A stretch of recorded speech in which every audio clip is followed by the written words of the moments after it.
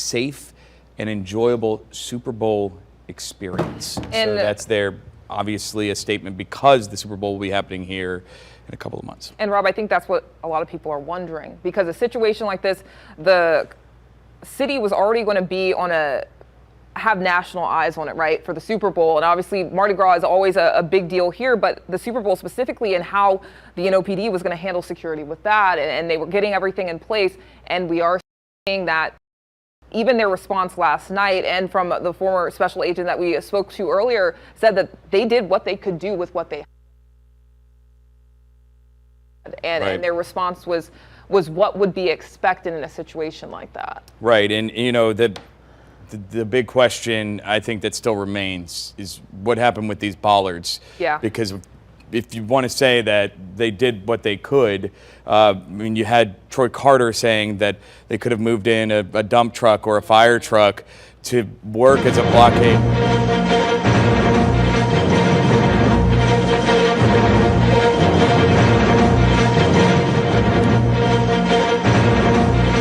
But this is an effort that, you know, definitely needed that situation. And he says himself, you know, U.S. Congressman says those bollards were up and working like they were made to do. There's no way that truck would have been able to get around them. And I think the questions, especially with those bollards, who is responsible for making sure that something like that is happening? Like, who would be responsible for if a dump truck needed to get moved in? Like, what was the process of that? Again, a lot of questions. Sure. We still have a lot of questions right now when it comes to this situation. But again, we will get more information as we get this presser up for you. Again, we are just waiting for this, but we will give you just an update on the suspect right now, who is pronounced dead. He is dead. Right now, we know that this is a Texas man. He's 42 years old, and his name is Shamsuddin Jabbar. Again, the FBI did release information about saying that he had an ISIS flag in his car, trying to figure out if there's any affiliations there. Again, a lot of questions right now. It looks like we've got this press conference. Let's go ahead and head out now to police headquarters and listen in.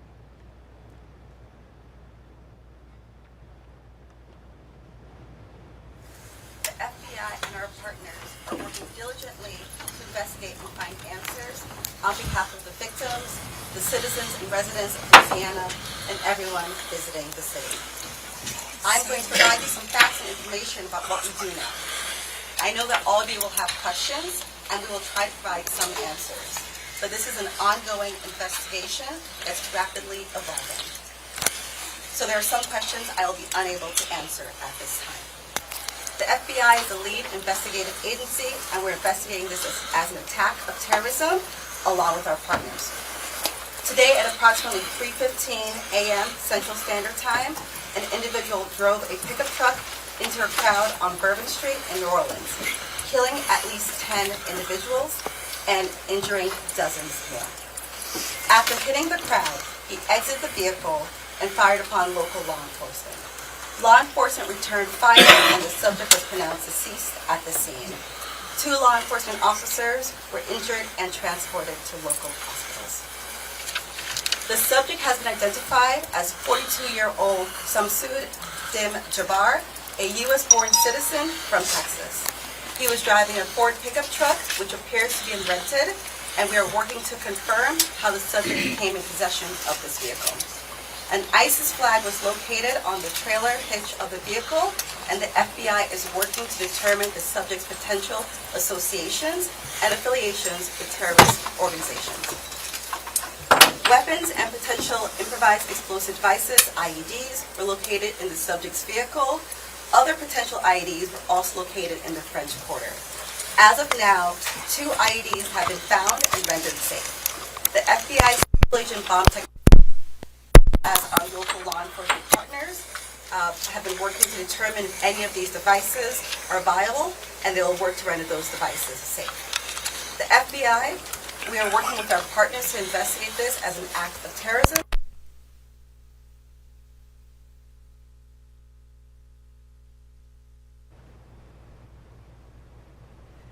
We are having audio issues right now, but that is the FBI giving us an update on what we had told you earlier about that suspect. Again, 42-year-old Shamsud Din Jabbar. They are just giving you that same information that we gave you earlier from the statement that was released. Looks like we're getting our mic up there. For some reason, it appears that they weren't allowing us to put a mic up there. So here you go. Take a listen. Video or pictures to provide it to the FBI.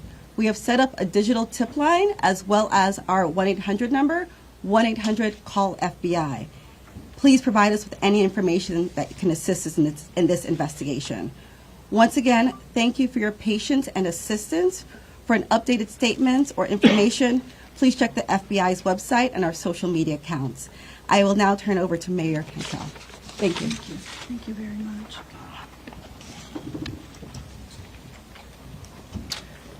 Thank you, Agent Duncan, for your leadership and the full support of the FBI. First and foremost, I want to express my deepest condolences to the families and loved ones that were impacted by this tragedy on Bourbon Street and in the heart of the city of New Orleans. And I know that the entire New Orleans City Council grieves along right with me, no doubt about that, and our people and our families. My priority will continue to be to ensure that victims that remain on Bourbon Street now will be serviced and removed as soon as possible. But as stated, the FBI is in charge of this investigation and are doing everything necessary to make this happen. I also want to acknowledge hearing from President Biden, all of our federal partners, but most importantly, calling Governor Landry this morning, responded with haste, and we do say thank you. And of course, a demonstration of a unified support is right here in this room. That's how we collectively responded to this tragedy in the city of New Orleans. The mission now is to facilitate, support, and coordinate safety procedures to keep our residents and our visitors safe. I've gone to the hospital along with Chief Kirkpatrick to visit our police officers, and considering their injuries, they're doing well. As I mentioned, this investigation is ongoing, and the FBI remains the lead in the investigation. It is an active crime scene as well. We are committed, no doubt, to uncovering all details surrounding this tragedy. And we're taking every necessary step to put even more safety procedures in place, especially given the nature of the investigation. I'm going to ask people to do not go around our secured area if there is no essential need to do so. It matters, and again, it is an active crime scene. I also want you all to know that the Greater New Orleans Foundation has set up a fund to assist victims, and that information will be provided to you. Thank you, Ganoff. Again, I want to thank this unified team. We're leaning in. We will be relentless, and we will do everything that it takes to render real justice. This team will. I want to also just thank our citizens for your heartfelt prayers. New Orleans is a world-class city, and I can say that I've heard from world leaders all this morning and up until now, in addition to my brother and sister mayors across this country. They're calling, they're responding, and they're standing with the city of New Orleans. And what they always say and want me to reiterate, they understand the resilience of this community. And we're strong in that regard, and I will say second to none. So with that, I'm going to turn it over to our governor, and as I mentioned, who has not wavered any in leaning in, providing the necessary support, and standing right here with me. And I say thank you, Governor. And I know the First Lady is standing with us as well. Thank you, Madam Mayor. Thank you. Again, I want to thank the mayor, since about 3:45 this morning, when she called me, we have all been working just around the clock to both secure the city and to solve this act. You know, again, I want to reiterate that our prayers go out with all of those who have been affected by this tragedy. I want to thank our law enforcement officers. I want to thank our medical personnel. I want to thank our first responders. And most importantly, I want to thank the two New Orleans police officers who not only laid their life on the line, but were able to eliminate the threat this morning. Let me say, we have made public safety a state priority from day one. And I think that if you look around me today, right now, and you look at the people who are standing around, that is their commitment as well. We intend to be transparent in assessing any defects that may have existed in the system so that we can address it. It's the only way to ensure that any mistakes that were made are corrected.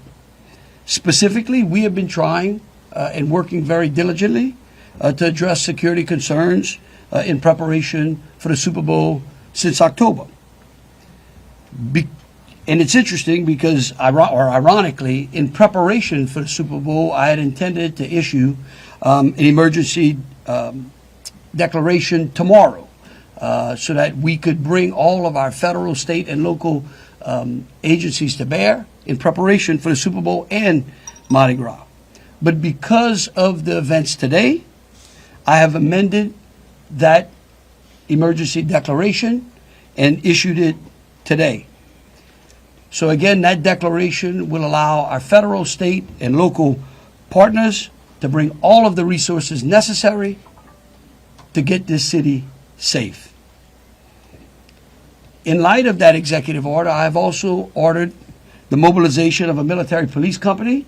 I've asked General Freelou to mobilize a military police company to assist both New Orleans Police and LSP and the FBI. It is important for our citizens and guests of this state to know that we are doing everything we can to secure their safety in this city. We want to make it clear the Superdome and the surrounding area is safe. But I've always said that the safety of this entire city is something that is always paramount to me. With that, I would like to turn it over to Jeff with the Super Bowl. Jeff Dunley.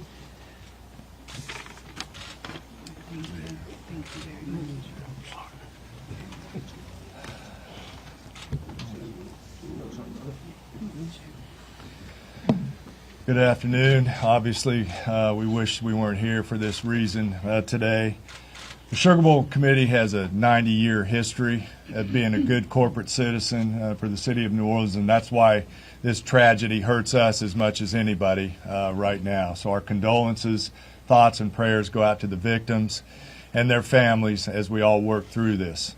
Of course, anytime we have a major event in the city of New Orleans, public safety is paramount, and we have full faith and confidence in the governor and the mayor and all the assets, the federal, state, and local resources that they've applied to this event so that we can ultimately bring those responsible to justice and carry on with the major events that we have in front of us. Speaking of which, we were scheduled this evening to have a CFP quarterfinal played in the Superdome at 7:45. We have been in consultation with ESPN, with the College Football Playoff, with the Southeastern Conference, with the University of Georgia, with Notre Dame, all parties, and all agree that it's in the best interest of everybody and public safety that we postpone the game for 24 hours. Work is fast about to set up a safe and efficient and fun environment for tomorrow night. There'll be more details on that in the coming hours, but for now, that's the plan, that we're going to move forward and play the game. And again, we reiterate our thanks to everyone up here for the important work they're doing. We live in the fun and games world with what we do, but we certainly recognize the importance of this, and we're going to support it 100%. So thank you. I'd like to bring up Senator Kennedy.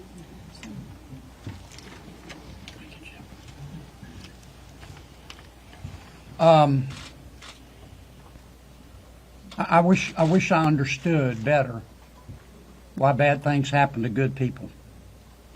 If I make it to heaven, I'm going to ask. For those people who don't believe in objective evil, all you have to do is look at what happened in our city early this morning. I am, if this doesn't trigger the gag reflex of every American, every fair-minded American, I'll be very surprised. I'm here because these are my people. I'm here because these are my people's friends. I'm here because there are a lot of Louisianians that are scared tonight. I don't want them to be. There's a lot of information going around. Some of it is actually true. Some of it isn't. The federal government is now in charge of this investigation. By that I mean the White House, the FBI, the Department of Homeland Security, and the Department of Justice. I have not talked to the FBI. Maybe they've talked to my staff. I don't know. I did talk to the Secretary of Homeland Security a little while ago. And I told him that with all the respect I could muster, that we expect to put the full force and resources of the federal government behind this investigation. Our state troopers, our local police departments, our sheriffs, we've got many sheriffs here today, have been terrific so far. The federal government is cooperating with them. I hope that will continue. Here's what I want to ask from the federal government. Catch these people. Catch these people. And then tell the American people the truth. Now, I don't want you to tell us yet anything that's going to interfere with your investigation. And there are things that I've been told that I think are true that I'm not sharing with you today because it could interfere with their investigation. But after we get to the bottom of this, they need to tell the American people the truth, and the people of New Orleans the truth, and the people of America the truth. I think the mayor and the governor are very wise to postpone this ball game for 24 hours. There's just too much stuff we don't know, and it's just not worth it. But I guess my final point is, I will promise you this. I will, when it is appropriate and this investigation is complete, you will find out what happened and who was responsible. Or I will raise fresh hell. And I will chase those in the federal government who are responsible for telling us what happened, like they stole Christmas. Thank you, Senator Kennedy. Congressman Carter, I think. Thank you, Governor. Thank you, Mayor. Thank you, Senator Kennedy. Thank you to all of our law enforcement agents for doing a yeoman's job, for stepping up at a time when we needed you most, for employing the resources of all of our partners. This is all hands on deck, from the White House all the way down. I've been in communication with the White House since early this morning, Secretary Mayorkas, leaders in all of our federal, local, and state agencies. The President has made it very clear that he intends to bring every resource to bear to not only tell the truth, but to provide the resources to bring these cowards to justice. I want to personally thank the men and women in uniform who put their lives on the line to protect our citizens and our visitors. To our mayor and our governor for acting expeditiously and bringing us all together. To our sheriffs from the surrounding areas who have been Johnny on the spot, recognizing that if it happens in New Orleans, it can happen anywhere. We don't have the luxury of being myopic In this community, we work together. We don't point fingers. We don't blame. We go after the bad guys. Let it be clear that the full faith and credit of the United States and every agency therein is on the ground, working. And for those who may have played a role in this horrific act of cowardice, we will find you. We will bring you to justice. New Orleans is a place that heralds its ability to protect its citizens, that heralds its ability to manage major events, Super Bowls, Sugar Bowls, Mardi Gras, Jazz Fest, Essence Festival. You name it, no one does it better than law enforcement in New Orleans and in the surrounding area. Kudos to those 2 officers who've been wounded. Our hearts go out to those who lost loved ones. Our hearts go out to those who are wounded and on the mend in the hospital. Citizens, now is the time to stay calm, to be vigilant. This is not a time to come out to sightsee. Listen to your federal, local, state officials. Be vigilant. If you saw something, say something. If you know something, tell someone. There are tip lines, there's information available. Please, all hands on deck. Rest assured that the decision that was made to postpone the game was not done lightly.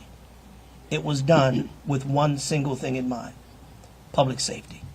Making sure that the citizens and visitors of this great city, not only for this event, but for every event you come to in Louisiana, that you will be safe. And we will use every resource possible, as the governor has said, as the mayor has said, and every law enforcement agent here has said.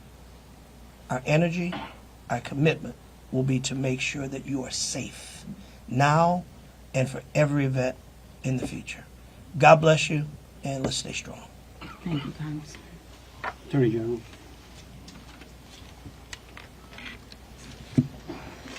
I first want to extend my sincerest condolences to the families of the victims. Parents got a phone call early this morning, that no parent ever wants to receive.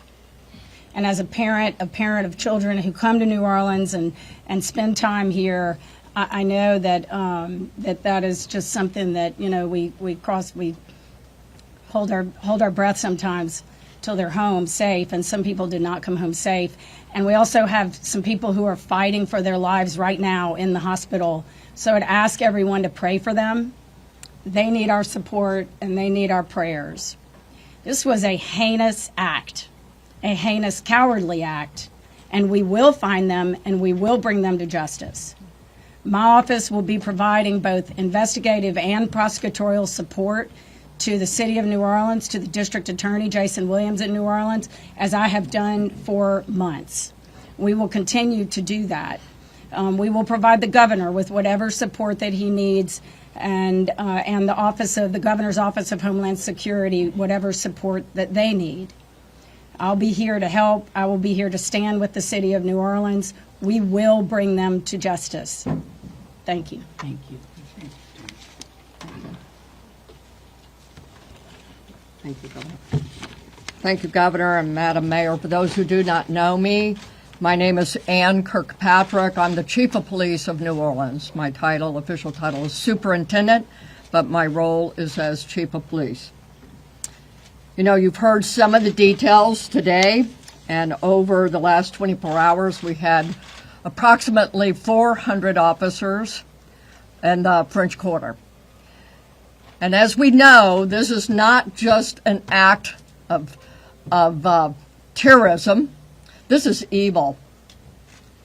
And when we face evil, we have a choice. We can run in fear, or we can indeed stand in strength. In a time of crisis, people are looking for leadership. You are looking at the leadership. And I promise you, as the Chief of Police of this city has been tried by fire before. But fire purifies. Fire makes things stronger. We have a plan. We know what to do. We are going to get these people. There is a path forward. Very pleased that we will be back to having a wonderful game tomorrow night. New Orleans police have proven their ability to make the city safer. Just 2 years ago, we were the murder capital of America. Today, from that time 2 years ago, we have driven our murder rate more than 50% down. So we have a track record. But this is different because it's terrorism. Now, I want to thank all of our law enforcement partners. You're fabulous, and we appreciate the partnership. But last night, 3 of our officers engaged this terrorist who shot at them. 3 of the officers returned fire. Those officers did not run in fear. I liked what the mayor said this morning. New Orleans police and all law enforcement is built. We are built for dealing with evil, with things that would cause others to be in fear, but instead our officers, and last night NOPD particular, stood strong. They did not run. They did kill the terrorist. We have 2 officers indeed who received gunfire. They will be okay. We have personally gone to see them. But this is leadership for you.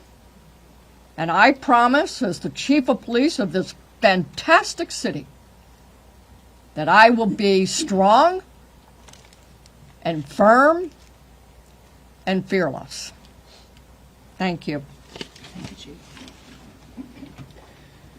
Thank you. In wrapping it up, I want to just close with a couple of things. I want to thank Senator Kennedy and Congressman Carter. I want to thank again all of our law enforcement officers out there. I want the families of the victims to know that I will be issuing an executive order that tomorrow, when Notre Dame plays Georgia, every flag of every state building in this state is going to be at half-mast. In remembrance of them, but remembering something else. That fear in this state is a liar. And these folks right here are going to make sure that justice is served. And for the citizens out there that were saying, well, man, do I really want to go to the Sugar Bowl tomorrow? I tell you one thing, your governor's going to be there.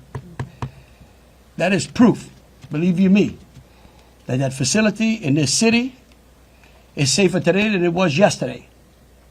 And as we come to additional events in this city, I know in speaking with Senator Kennedy and Congressman Carter, and FBI acting director, and the incoming administration, that they are going to ensure that this city has the resources necessary to protect our citizens and our guests.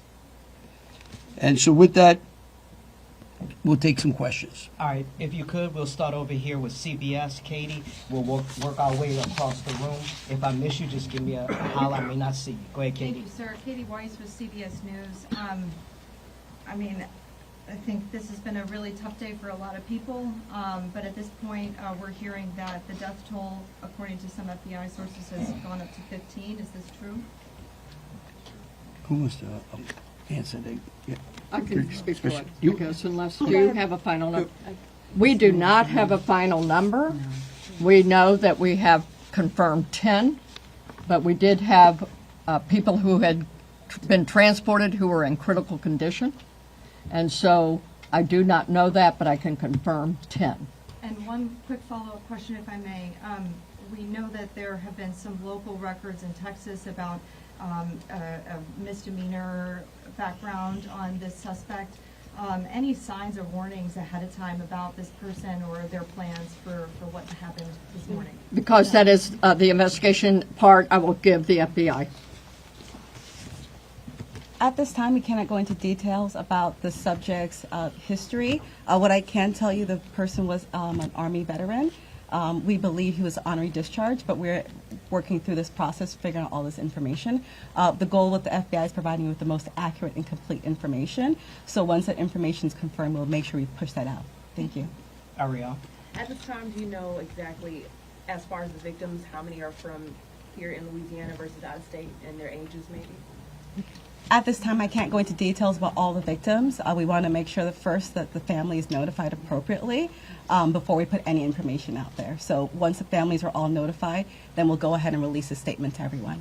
And I would ask the press, in relation to the victims and those that are in hospitals, if we could just refrain from worrying about them so their loved ones can take care of them, and the medical personnel that are trying to get them out of the hospital can do so. And as information becomes available, but we want to respect the privacy of those who are still either fighting for their lives or being cared for. Thank you. A follow-up, if I may. Go ahead. You guys mentioned accomplices. You don't think that the suspect acted alone. About how many more suspects are you guys looking into at this point?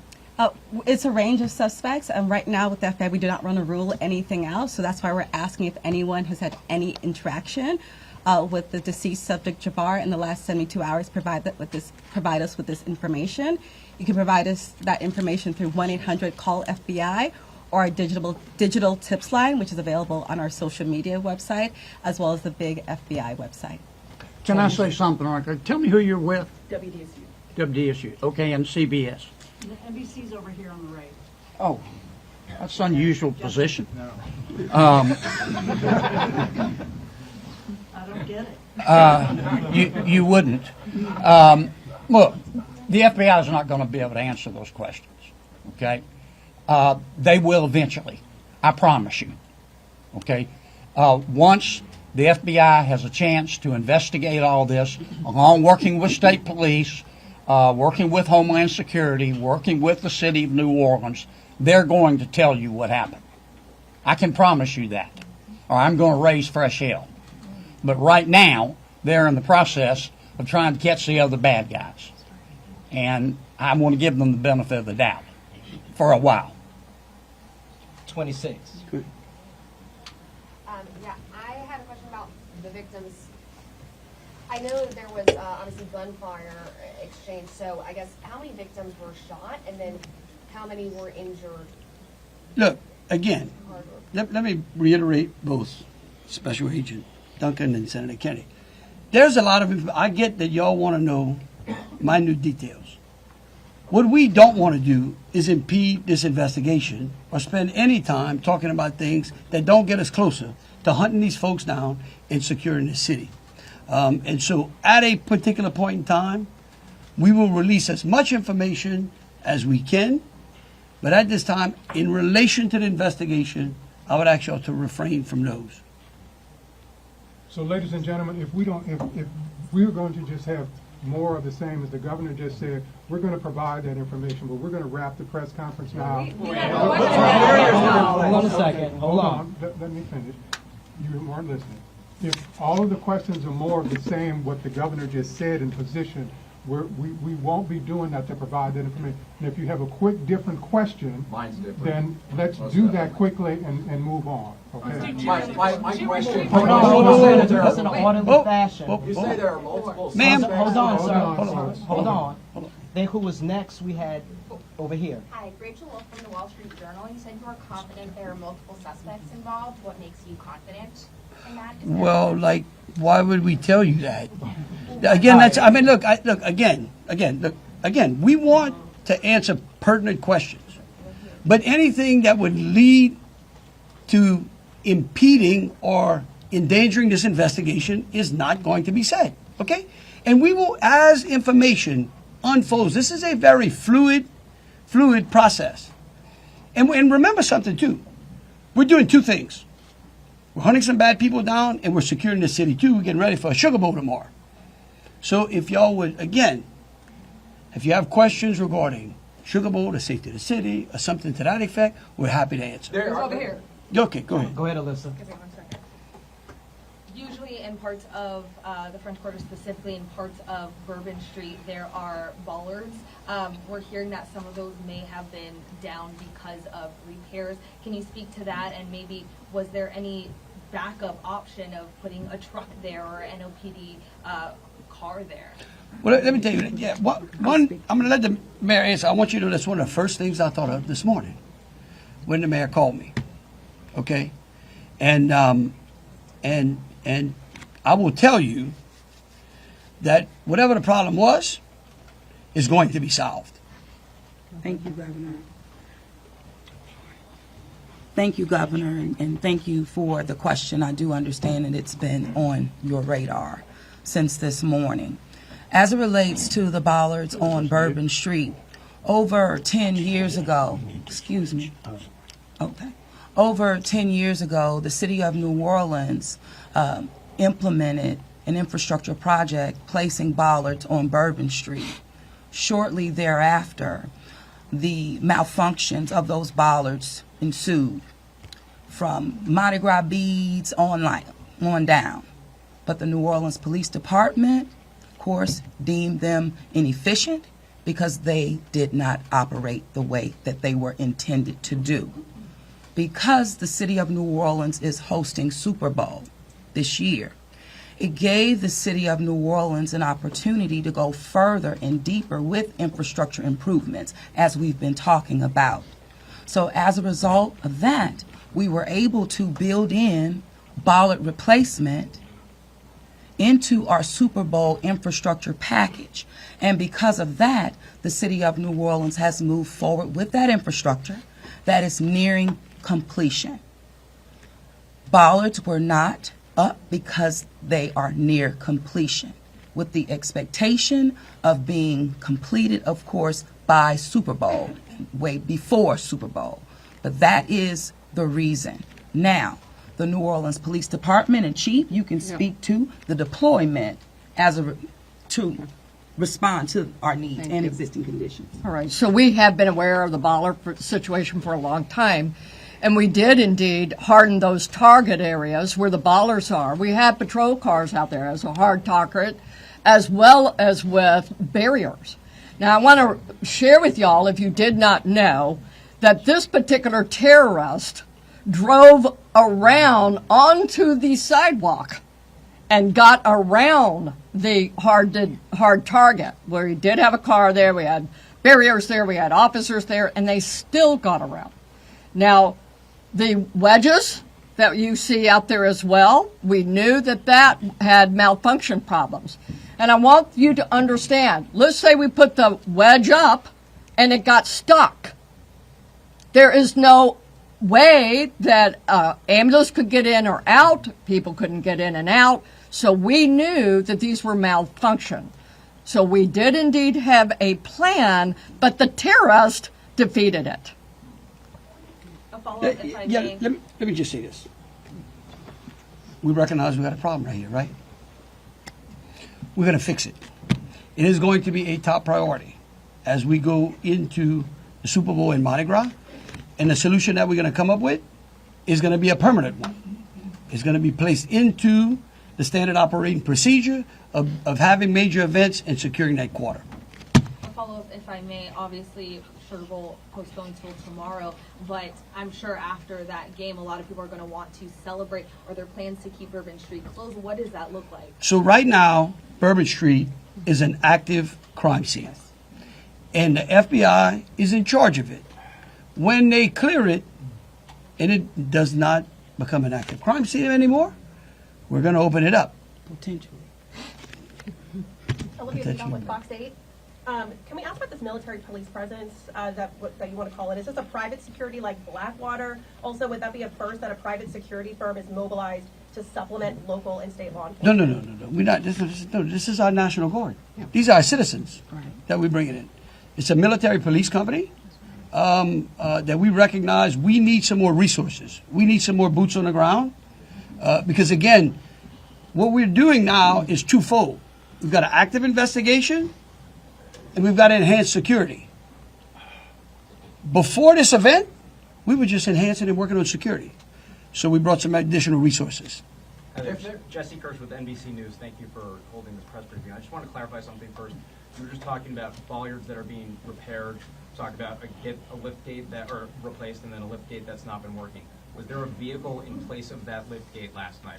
Were there things in place of those bollards which are being repaired? Sure, the chief spoke to the plan in place, and that is yes. That was indeed. So anything that is currently in the midst of being repaired had a backup replacement. It had vehicles and officers were there where all of those ballasts have been. We had that. We knew. So we did have it. And like I said, in this particular case, tears just went all the way around up onto the sidewalk. And for the lift gate, what about for the lift gate? Was there a vehicle like backing in and out to block that lift gate area, or was that just down and open? That's what we've heard from witnesses. Chief, Captain. The reason I'm calling the captain, he's the captain over that district, and that is a question I'm going to let him address for you. Good evening, everybody. I'm Captain LaJean Roberts of the 8th District. Yes, we did have a vehicle strategically placed right in front of the wedge, preventing access onto the roadway. And in terms of the framework of security that was already in place on Bourbon Street, I know this is an ongoing project of improvement, but with how that was all aligned, was someone getting up on a sidewalk considered impossible or nearly impossible, or was this not something you expected you would have to account for? Yes, of course, it wasn't something we expected to account for. The bollards they're actually wedges. They're strategically placed 5 locations throughout the French Quarter on the roadway. This particular terrorist drove onto the sidewalk behind the police car to gain access to the 100 block of Bourbon Street. So if you're worried about someone ever driving down Bourbon Street, why weren't you worried about someone driving up the sidewalk in the same way, or at least bracing for it in the same way for all these years? All right, look. We could go on what ifs forever. This is evil. And that guy could have easily gone down the sidewalk of Canal Street, where there were a ton of pedestrians on there as well. And there are That's right. on some But all right. sidewalks, so that's, I'm Right. just asking Hold on a second. We're gonna move on. Chelsea, go ahead. Just want you to know, however, we recognize, I said earlier, that where there are defects in this system, we are going to be transparent, and we are going to address them with the city and make sure that we fill those gaps as best we can. Yeah. Yeah, Chelsea Grayson with Axios. I have a question just about sort of ongoing public safety today. Special Agent mentioned 2 possible IEDs. Were those in the same location? Should residents in the French Quarter or elsewhere be concerned about potential other situations? The 2 IEDs that were in different locations, and what we've done in conjunction with our local and state partners, we've gone through and done a sweep to identify anything that we thought was suspicious, and we have not. However, as I said before, if the public sees something, please reach out to us. That way we can go through and verify that we did not miss anything. But we conducted initial sweeps, I think, starting shortly after our initial Yes, I'm going to thank you, press conference. Agent. I do want to share that we have a plan, and we have been implementing that plan. One of those plans is that we have swept all of these areas. The word swept means we have put officers out there as a grid, walking down the streets, every street in the French Quarter, looking for suspicious packages, bags, ice chests, you name it. And they have been walking it as a grid. We've been doing the same thing on Poydras and all the accesses into the Superdome.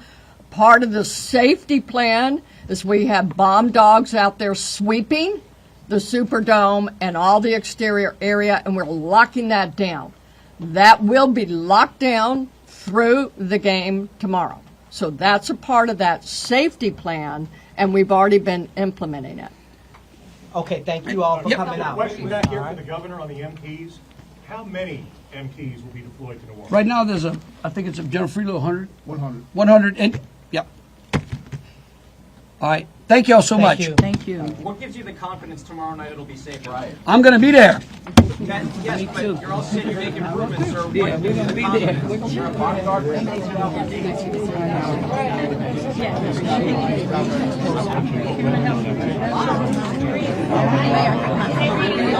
Yeah. All right, so you have it there. That's the press conference we've been waiting for now. They spoke for about 40 minutes or so on the various issues surrounding this terrorist attack on Bourbon Street, with multiple people now dead, asking for clarification on the number of the death toll, whether it has risen or not. They are sticking with what they heard earlier this morning. 10 confirmed dead and 35 injured at least right now. The biggest takeaway from this is hearing from both Senator Kennedy and Governor Landry that there are other bad guys and they want to hunt these folks down.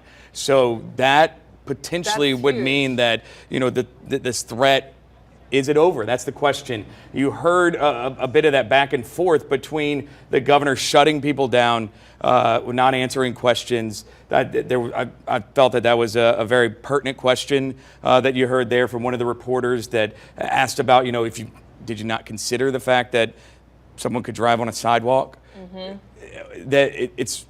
These are very real questions. They are very real questions. You had Troy Carter earlier today say that if those bollards that were created, that were supposed to be permanent and that were put in place because of this exact type of incident, if they were in place, Troy Carter says there's no way that car would have been able to get down all the way down that Bourbon Street. And then to that end, right where it entered on Bourbon Street, where it went around a police car, they say they're not bollards there. They start a block in. So it's one of these situations where there certainly are several questions that still need to be answered. You heard when the city or law enforcement felt like they were on their back foot, they pivoted away and spoke about something else. So we'll continue to try to figure out exactly what the situation is.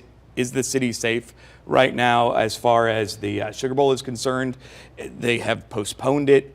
It is an ongoing situation right now and clearly fluid. Yes, very fluid. And right now we do have some expert advice and opinions right now from former Secret Service agent Don Lane. You were here listening to that presser with us. What was your biggest takeaway from that?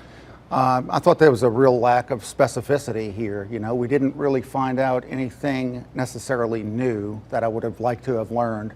For instance, if there are other folks involved, you know, and look, let me say this before I say that. I understand that law enforcement has to, you know, draw a line between what they release to the public in terms of an active investigation so that it doesn't compromise an investigation. That's obvious. But I'd like to learn a little bit more about, you know, how many folks are we talking about that may be involved other than this one individual? How far does this thing go, you know? What other resources are being brought in to ferret that out and find out how many folks there may be? Do they even know, you know? And so I think a little bit of a lack of specificity. I'm not sure if that's by design or because the information isn't in yet, but I sure hope we find out the answers to some of those questions. Let me ask you this, because when you hear them talk about hunting down the bad guys, it brings to mind anyone who's watching at home that there are bad guys still out there. Yeah. And you hear that there was an improvised explosive device potentially in the truck, and that police had found apparently 2 other IEDs that they were trying to determine their viability. Yeah. Viability, one way or another. I mean, we've seen terrorists make a bomb with a pressure cooker. Right. To know that there were other potential IEDs out there, that there potentially are other bad guys out there, is that something that should concern the citizens of New Orleans and the visitors that are here right now? Well, I think any time that there may be other terrorists out there, it's certainly everybody should be concerned about it. And that is kind of what I heard, that there are, you know, are other folks involved. You know, I think what needs to be known is, did these folks just help with this event in the periphery, maybe do some you know, intelligence on it or some surveillance, and then let this guy know it was good to go in there? Or are there other sites that they're targeting actively? And is that what we're investigating? So, yeah, you know, I do think it was a good idea to shut the game down tonight in light of what I just heard, for sure. So, and let me ask you that, because, you know, they haven't canceled it, they postponed it for 24 hours. Does that give you some reassurance that they haven't really, you know, shut down any other events today? Is there reassurance knowing that, and from your background understanding that maybe there isn't that imminent threat? I would certainly hope so. You know, I would hope that if law enforcement has information that there are, you know, active folks out there, trying to perpetrate other acts of terrorism, that they would put a total lock on the city of New Orleans. So hopefully that's not the case, and it would be unprecedented if that were the case for them to not say that and lock the city down. So yes, I feel like, more than likely there may be some other folks involved, but hopefully just for this event and on the periphery, not necessarily planning other events or other terrorist attacks. And Don, I know that when we spoke earlier, we were talking about the timing of when this happened. It happened exactly at 3:11. That's according to the FBI and other officials. But again, looking at if they are looking for other people involved, could that have been a strategic timing?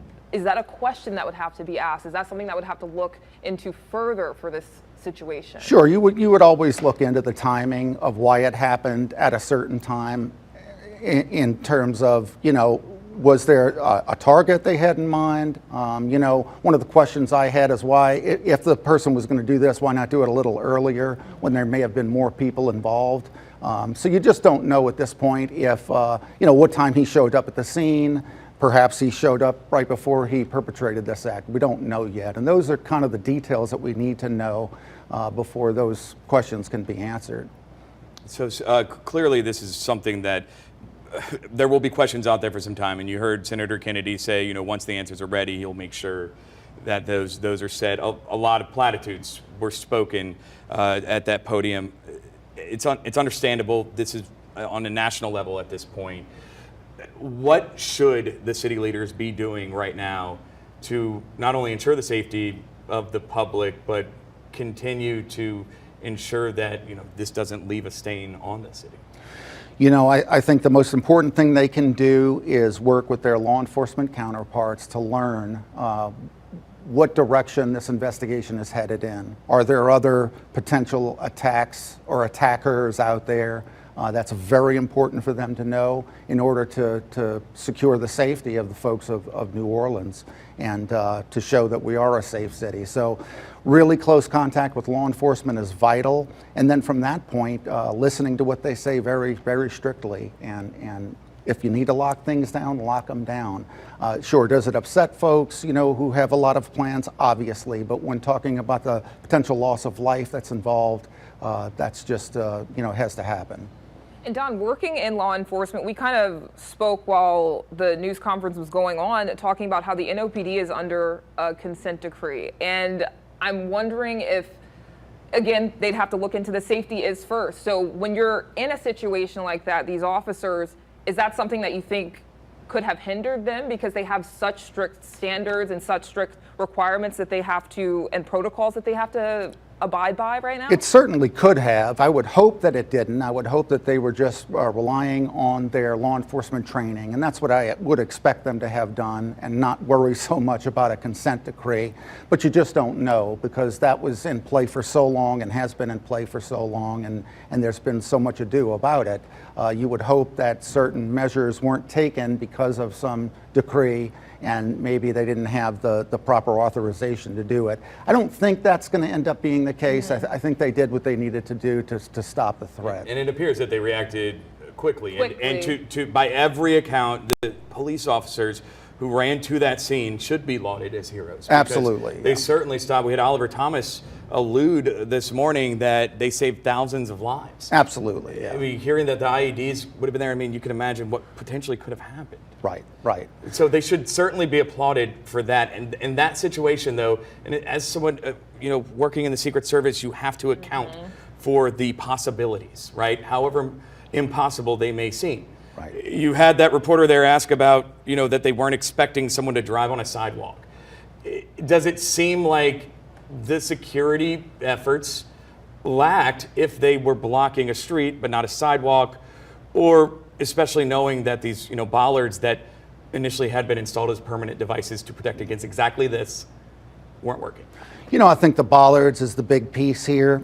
Was there a lack of security? I don't know yet. I think that remains to be seen. Obviously this individual was able to get onto that sidewalk. So if there was a vehicle blocking the intersection because the bollards weren't for another block or so, then why wasn't the sidewalk also blocked off, and so those are questions that certainly need to be answered. We need to get the answers to that as to why it didn't happen.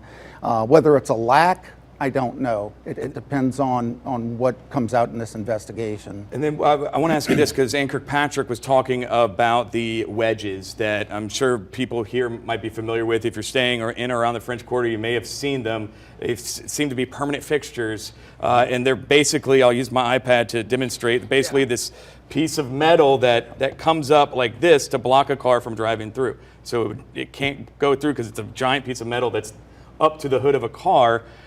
You heard Kirkpatrick say that they didn't want to engage that for fear that what if they had to put it down and get an ambulance in there? Yeah. What's your reaction to that? Well, I mean, my reaction is, and why would you have them in the first place? Why would you have them in the first place if it inhibits, emergency responders or paramedics? It didn't make a whole lot of sense to me. If they can go up, they can go down to allow for emergency medical technicians to get in and out of the area. So and to piggyback on that, Rob, talking about Kirkpatrick, she was talking about how there were patrol cars there, and again, yes, the sidewalks could have been covered. That was something that they asked as well, but blaming the fact that the terrorists defeated what they had in place. That's literally what she said. What are your thoughts on that? Obviously, they're saying that they did everything they could, but did they do everything they could? Again, I think that's going to come down to the investigation. I think we'll find out whether they did or not. I certainly hope they did, and that somehow this individual was so cunning he was able to circumvent that. You would hope that they weren't just saying, hey, we'll just leave it up to the whims of what people want to do. So, hopefully they had every measure in place. But, those are things that need to be said, that we did have, these contingencies in place to stop it, and this is how it was circumvented. Transparency. Yeah.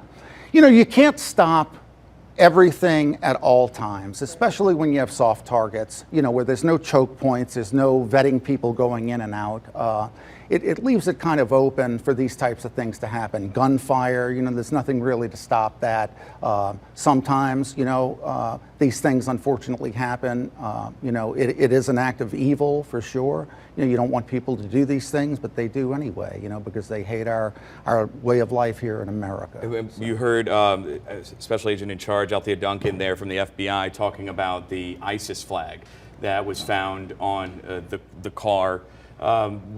Does that say anything to you in particular about where this investigation could be going? Oh, absolutely. I mean, anytime you have a terrorist organization's flag in the cab of the truck of the person that carried out the terrorist attack, that's a pretty big glaring sign. I would imagine that alone was the nexus for the FBI to take over the investigation and to begin to investigate this as terrorism. That alone would be sufficient to say, we need to follow this out, to see if foreign actors are involved, or was this just a radicalized American citizen who decided to do this on his own or with very limited help. And Don, looking forward, we keep saying it, but we have the Sugar Bowl that's coming, but we also have the Super Bowl, and we saw our elected leaders on national television. It's not just us here in Louisiana, here in New Orleans. They are on national television talking about this, and they're saying, it's okay. Like the governor's saying, I'm still going to go to the Sugar Bowl tomorrow, trying to say, even though this is happening in our city, it's more of like, hey, it's okay to come here, even though they are investigating a terror attack. What are your thoughts on that and that way of trying to make sure people say, okay, you can still come here, but hey, we are still investigating this very serious situation? Again, I think it goes back to striking that balance. Certainly you want to let folks know if it is safe, that it is safe to come here and to participate in the events that are going on in and around the city. But you need to know that in fact is the case before you invite folks into the city to do those things. And so I hope in the next few days moving forward, we're able to find out more particular detail on how many folks were involved. Are there other plots that are being investigated, and that would then dictate moving forward whether you shut things down or you allow them to happen and invite folks in. But I certainly can understand, from a political standpoint, that he wants to portray that that they're doing everything they can and the city is safe. Sure, and I think everyone can imagine right now that the city of New Orleans, the police department, the FBI are all working in concert right now. They're all responding in the absolute utmost way. And one of the things I was told by multiple people coming in to the headquarters there is we've got every resource, don't worry. Right. Well, it doesn't seem like, I mean, that's not the worry of the citizen right now, is it? No. They're not worried if the federal government is sending resources Right. for these people to do an investigation, right? The citizen wants to know, is it safe to come here? Am I going to be okay? And my physical safety is going to be okay or not? That's it. And especially if they have business in that area or anything, are they okay to just go about their everyday? Because people live here, the French Quarter, people live in the French Quarter. Like, this Right. this is their home. Right. So it's like they're trying to figure out, is it safe And- for me to even go to the store? Yeah, and the Sugar Bowl itself, I mean, that's a huge economic driver Yes. for this city, not just with the hotels and the restaurants, but that 8-block stretch of Bourbon Street between Canal and St. Anne, where many of those bars and establishments rely on this Sugar Bowl and New Year's Eve as a Tourists, huge everyone that's moneymaker here. to bring them through the slower times of the year. Sure, it's a pivotal event in the city. It has a huge economic impact for a lot of different people. And, so at the end of the day, it's about ensuring that the people who come to participate in that economic impact are going to be safe. All right. Well, former Secret Service agent Don Lane, thank you so much for your expertise. We really do appreciate it. You bet. It really It does really help, puts perspective. exactly, put that perspective on it. We appreciate you being here with us. My pleasure. And we'll stay in touch through Yeah. this. Wonderful. Thank you, Don. Thanks. All right, in the meantime, Chris Joseph is live right now on Canal Street. Chris, we'll go out to you now. What do you know? Well, if you listened to the press conference, you heard Chief Superintendent Kirkpatrick say the terrorist beat our security plan. And you heard that reporter ask, were you not expecting someone to drive onto the sidewalk? I want to show you that sidewalk in question. Here it is, obviously hours after the event. Unfortunately, a relatively wide berth. You actually see an NOPD car moving now. It appears a coroner's vehicle is moving in. Obviously not the image anybody wants to see, but the cruel reality of what we're dealing with today. As for people moving about, feeling good about their lives, shopping in New Orleans, Canal Street, at least on this side of the road, remains relatively busy. You see young families, Notre Dame fans, Georgia fans, obviously all here for the game, but a lot of foot traffic, both people shopping and just trying to figure out what is going on. As for the scene behind us, it stayed relatively stagnant for the meantime. Obviously, you've got Jefferson Parish Sheriff's Office, Mobile Communications Center truck in the foreground there. You got state police. It remains roped off. Nobody's been able to cross into Canal Street or cross really the road at all in any capacity since we've been here the last few minutes. But as for the situation now, it remains relatively calm, but this certainly puts into perspective just how much space, unfortunately, the terrorist had when crossing into Bourbon Street. Reporting in New Orleans, Chris Joseph, Fox 8 Local First. All right, thank you for that, Chris. We want to get to some new information we're learning this hour. We appreciate your report there that the suspect in this case, Shamsuddin Jabbar, we are confirming, and we have Georgia State University is confirming that he attended in 2015 and through 2017 and graduated with a bachelor's in computer information systems. So that's from one of our chief national investigators, Brendan Keefe. We want to show you this video as well, captured on surveillance. We've highlighted that truck. That's the truck right there. This is moments before he turns onto Bourbon Street, right in front of the Crown Plaza there. As the traffic begins to move, you can follow the truck with this. You'll see a NOPD police unit in front of Bourbon Street, and then watch as it appears he hits the gas.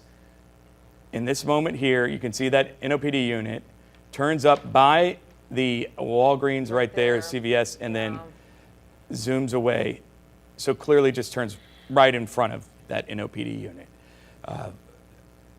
That's how he was able to get through again. Kirkpatrick even saying that they had those patrol cars there, but... And you can see just how in this situation here, there's traffic on Canal at this time, but he's driving like anyone else, right? So what was happening before this, we know what happened right after.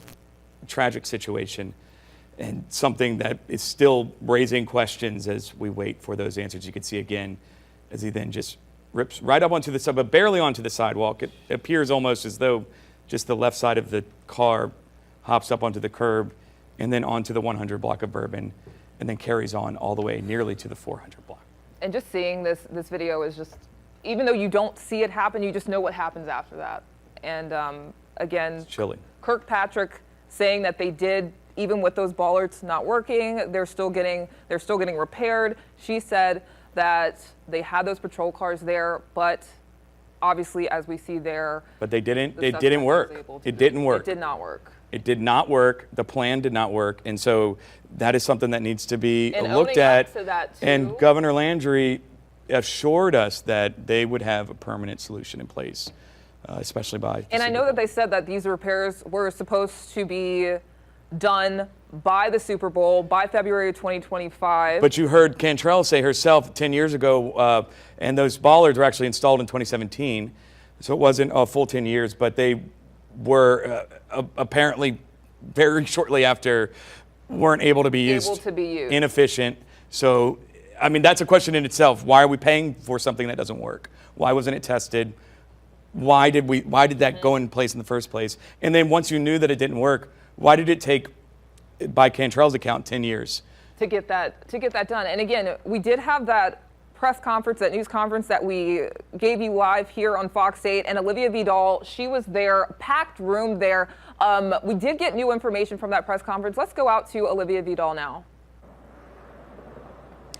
Lauren and Rob, yeah, I just got out of that packed news conference here at NOPD headquarters on Poydras Street, right across from the Superdome. And for all those fans, folks in town wanting to attend the Sugar Bowl, the big news is that has been postponed for 24 hours. The game is expected to take place tomorrow. But look, law enforcement, city leaders, and other officials in the room really pushed public safety. That's going to be their number one priority moving forward at this point. Now, the FBI did speak and said 10 are confirmed dead from this terrorist attack in the French Quarter. They didn't go into the subject's history, Samsudin Jabbar, but the representative with the FBI says that he is an Army veteran and believed to have been honorably discharged. Just some information there. But they are asking for the public's help at this point. They do not believe that he acted alone. They're asking people who might have been in the French Quarter on Bourbon Street or near Bourbon Street last night, if they saw anything suspicious, to definitely report it to local law enforcement. They do have a digital tip line available for folks to submit that information. That's 1-800-CALL-FBI. But again, the priority for the local law enforcement officers who are speaking say that they are wanting to bring, they want justice to be served, and they want to make sure that folks here in the city of New Orleans, in town for the holiday and for the game, to feel like they are safe. But as of right now, the FBI is in charge of this investigation that is still active and ongoing. In the French Quarter, streets are blocked off. It is still an active crime scene down there. The mayor spoke, and she says considering the folks that are the victims that were injured, she says that they are doing well. The ones that are recovering in the hospital, they did go and visit those victims there. But again, they are urging people to not go around the area in the French Quarter that's blocked off. Do not go sightseeing. To let the officials take it from there and to do their job. Now, Governor Landry, you heard from him. He is bringing in 100 military officials to help with local and state law enforcement officers in the city. He thanked the mayor for the call that came in at 3:45 early this morning, so that way they local law enforcement could actively get boots on the ground and start investigating this horrific incident in the city of New Orleans. He did say he is issuing an emergency declaration today to allow all federal and state partners to bring in resources to get New Orleans safe, especially as we head into the carnival season and as we prepare for the Super Bowl. But again, they are assuring folks that they are doing everything they can to keep the city safe and to keep the people safe, as we know a lot of people are in town for the Sugar Bowl and with the holiday. But again, we heard from other local law enforcement and other leaders. We heard from Senator Kennedy, Congressman Troy Carter. Again, they're reminding folks not to come out to the French Quarter to walk around and sightsee because it is an active crime scene. Try out other places of the city where the streets are open and you can enjoy restaurants in those areas. But the French Quarter, leave that up to the FBI and law enforcement as they are currently investigating that. But again, Ann Kirkpatrick spoke. She called this act pure evil. She said that 2 of her police officers did receive gunfire and are expected to be okay. They are receiving treatment for those wounds, but again, expected to be okay. They're sweeping the areas. They're continuing to do that with bomb-sniffing dogs. They're checking out any suspicious items that might be on the street, packages, Coke cans, whatever it might be that could potentially be an IED or some sort of explosive device. So know that they're out there still sweeping the streets, making sure that they are safe for residents, for visitors alike, as the French Quarter still continues to see a large group of people here in town for the holidays. Landry ended the conference here saying that every flag will fly at half-mast tomorrow, and he says he'll be in attendance to the postponed Sugar Bowl game here at the Superdome. But that's a look at what happened at the conference here. Again, a packed room. You had so many local media officials there, and as well as national media in attendance asking questions. We were not able to get as many questions in as we would have liked, but we know that we still would like to get those answered in the days to come. But Rob and Lauren, back to you in the studio. All right, Olivia, thank you so much. And now Rob he's been here all day. I am here with my co-anchor and my colleague, Liz Reyes, who is here. Obviously, Liz, we have been tracking this all day. We have crews throughout the area trying to get those answers because Olivia was at that press conference, at the news conference, and at one point they did stop reporters from asking questions, saying that they were asking the same question. Yeah, it is a dark day, and no doubt many reporters had many more questions. I mean, the bigger question in all of this, after this tragedy, this terror attack, is whether this is completely over or whether this is linked to something bigger, whether domestic or international, and they're out there trying to track down a lot of information, especially for those others involved in this. The French Quarter basically becoming a crime scene right now. We heard earlier from the NOPD superintendent that they did track down to explosive type devices. They dealt with that in the quarter, but they did have a grid where they were searching, extending closer to the Superdome as well to make sure it did not extend beyond the French Quarter. So there's no doubt there's a lot happening right now and many unanswered questions. But as we heard earlier, this is not just about a business. The French Quarter is home to so many people. So there are many questions from people who live there, who work there. Andres Fuentes is there, giving us the latest from the scene there in the French Quarter. Andres. We're here on Royal Street and St. Peter Street. We can't get too much closer to the investigation as it is unfolding, but I'm gonna step out of the way, give you guys a look at what we've been seeing pretty much all morning long into the afternoon. You're taking a look at what looks like wildlife and fisheries, but it's not just them, it's state police, NOPD, we're seeing FBI, Homeland Security, and a lot of other local, regional, and federal agents all monitoring the situation here. What we do know thus far, multiple people hurt, around 35 or so, that number expected to go up, and we also know it's 10 people dead due to this French Quarter attack. Just speaking with a lot of the people here in the area, they say that they definitely heard the crashing, the screaming, and definitely the gunfire that erupted after the suspected attacker went through Bourbon Street, went through several of the New Year's crowds, and then eventually crashed into a light pole there on Bourbon Street. Now, I did speak not too long ago with the owner of the trash contractor here in the French Quarter, Sidney Torres IV. He told me that he suspects that the French Quarter would be closed, at least in those suspected areas where this investigation is going on, for about 48 hours while these crews are doing their investigation into this attack. They are also looking at some of the IV waste is trash receptacles, just to make sure that there are any explosives there, and any of those receptacles, just to make sure that the area is safe for regular traffic here for a lot of the residents, but really a lot of the tourists as well. As you can see, we are taking a look at a lot of the people still out and about, trying to have as normal a day as possible after the tragedy that unfolded this morning. A lot of these crowds are in for the Sugar Bowl, and they've been telling me that, look, they might leave tonight because of that Sugar Bowl being postponed, or they might leave just in general because of the tragedy and the violence that happened here this morning. When we have more information about the incident that happened and a lot more surrounding that incident, we'll be updating you on air and online. For now, reporting here in the French Quarter, Andres Fuentes, Fox 8 Local First. Okay, that is Andres Fuentes there giving us the latest from the French Quarter. We also have a statement, right? Yes, we have a statement from the New Orleans Saints and the New Orleans Pelicans. So we have it up there on your screen. The New Orleans Saints and the New Orleans Pelicans are deeply saddened by the tragic events that occurred on Bourbon Street early on New Year's Day. And then it goes on to say, our hearts go out to all the victims and their families during this difficult time and express our deepest gratitude to the first responders who acted swiftly and bravely on the scene there. And again, we're getting a lot of reaction from not just here at home, but nationally, internationally. And it's just, this affects so many people because New Orleans is the heart and the home to so many.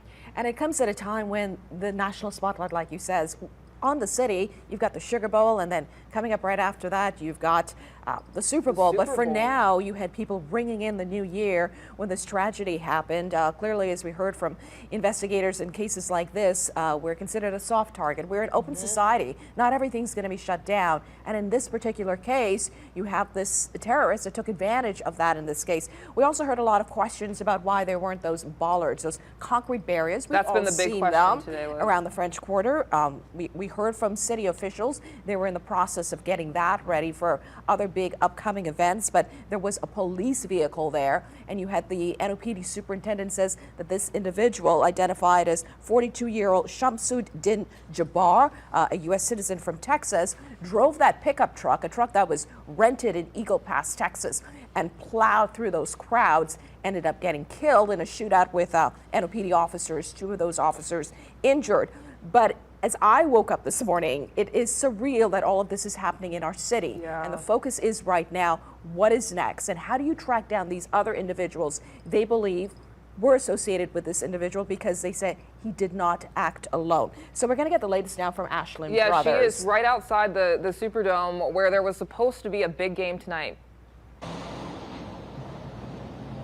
Well, Liz and Lauren, a holiday horror that's put plain and simple. There are so many people that are shaken, many that are concerned. Really, it is the fear of the unknown. Here we are standing in front of the Superdome. The place is supposed to be packed, but there's not a soul in sight. As you can see, it is empty. All we see are police vehicles. I see across the street, we've got Jefferson Parish, our friends in Jefferson Parish, the sheriff's office, who are assisting right now. The entire area surrounding the Superdome is blocked off for several blocks here.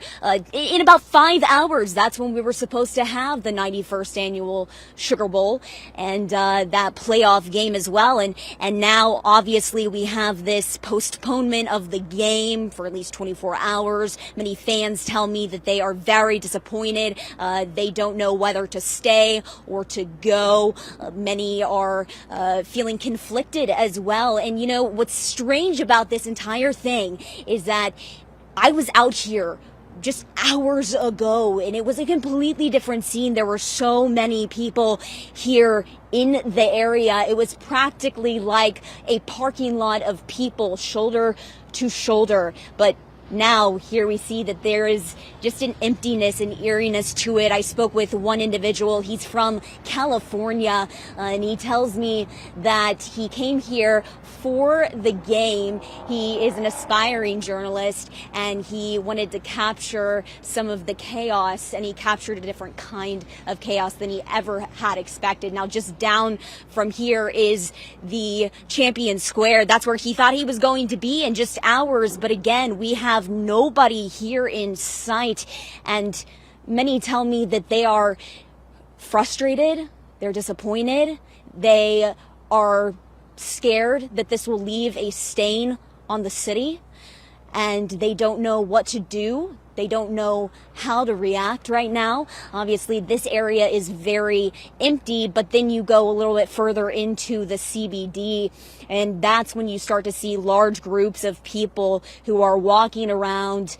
They are going in and out of restaurants, trying to entertain themselves because they thought they were going to be spending today tailgating, and instead they're spending the day trying to dodge terror. So this is, very early on, obviously, in the investigation, and a lot of unknowns. Many people saying that their tummies are turning, many saying that they're holding back tears. I've talked to several people on social media who have shared their horror stories of what they witnessed just hours ago, many frightened, and they say they don't know how they're ever going to be able to unsee it. They won't, the nightmare that they can't wake up from. So as this unfolds, we'll continue to keep you updated, both on air and online. We'll continue to speak with fans, both Georgia Bulldogs as well as the Fighting Irish, as they decide whether to stay or to leave. But one of the individuals I spoke with who was planning on going to the game, he did say to me, you know, I feel like New Orleans is a family, and they're going to wrap their arms around everyone. He said, we stand with the families who are grieving, and we'll get through it together. He said in his 19 years, this is the worst way to start off a new year, but here we are, and we're all going to band together, and we're going to get through it. So we will continue to keep you updated and continue hearing from the voices of those who matter most. Reporting live outside of the Superdome in the CBD in New Orleans, Ashlyn Brothers, Fox 8, Local First. All right, Ashlyn, thank you. And Liz, like Ashlyn said, she was out there last night. She was covering the Florida lead drop last night. The energy was so different, and now you're looking at the scene there. She was in front of the Superdome, but she was, you know, in an area last night where they had a lot of people just celebrating the new year, and now a day of tragedy for the city. And we are getting national attention from this, obviously national support, and we have a statement right now from the U.S. Attorney General. We have it here to bring you on your screen from Merrick Garland, and he released a statement on this Bourbon Street attack. He says, the country woke up this morning to news of a terrible tragedy in New Orleans that killed at least 10 people and injured many more. He went on to say, my heart is broken for those who began their year by learning people they love were killed in this horrific attack, and my prayers are with the dozens who were injured, and that includes the New Orleans Police Department officers who risked their lives to save others. And speaking of those victims, again, we know, and we have confirmed, the FBI said this as well as Chief Kirkpatrick. She said that right now they can only confirm that 10 people have died, but 35 others were injured, and we do know, we have an update from the hospital. So those 35 people hurt were taken to various hospitals actually around the city, and many of those were taken to UMC. That's where we found our Sabrina Wilson. She's been there all day, the University Medical Center. And they say if family is asked to go to the conference center of the first floor, that's where they've been asked. And right now there is a family reunification center there. So that's where people are reuniting with their families. I know that there's probably many families out there still wondering if their loved ones are safe. Yeah, because we had some 60,000 people in the city for the Sugar Bowl. New Year's Day was supposed to be a festive occasion at 3:15 this morning. That all changed when that terror suspect drove that pickup truck into that crowd, killing 10 people. And a lot of national eyes. We've got as Lauren pointed out, the FBI also have a very hands-on involvement in all of this because of a number of things that we have learned in the hours since this attack. The pickup truck had the terror group ISIS flag that was inside of it. They know that he did not act alone, and there are other individuals they're trying to track down. So that is one aspect of the investigation, trying to make sure moving forward there's not another attack like this. And then you've got the families who are learning this morning. Some of them, have not even received word yet that their loved one may have been among those killed. There's no doubt there will be questions moving forward as we get ready to post the Super Bowl that's coming up. Right. In the meantime, the Sugar Bowl for 24 hours, that's on hold right now while they try to make sure all security precautions are in place. So you've got the security aspect of this, the tragedy with all of these people whose lives were lost as they were bringing in 2025, questions about security moving forward as well, and then the FBI trying to figure out to make sure this was not an isolated event. They know that the person was involved with other individuals to plan this, the rental pickup truck.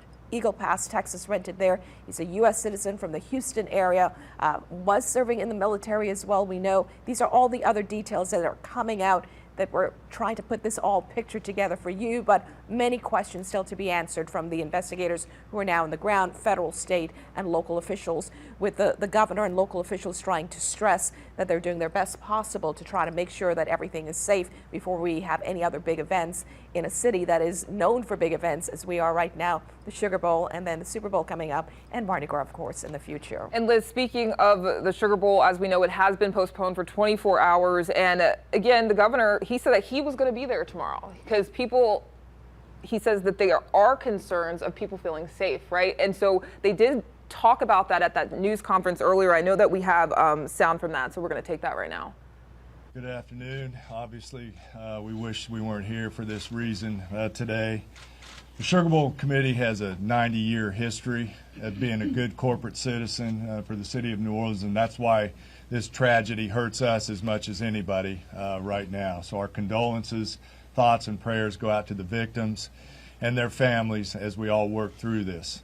Of course, anytime we have a major event in the city of New Orleans, public safety is paramount, and we have full faith and confidence in the governor and the mayor and all the assets, the federal, state, and local resources that they've applied to this event so that we can ultimately bring those responsible to justice and carry on with the major events that we have in front of us.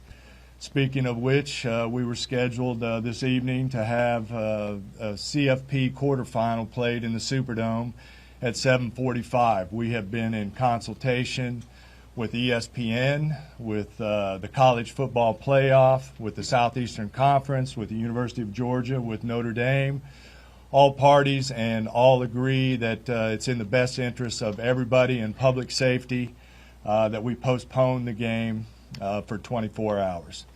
Work is fast about to set up a safe and efficient and fun environment for tomorrow night.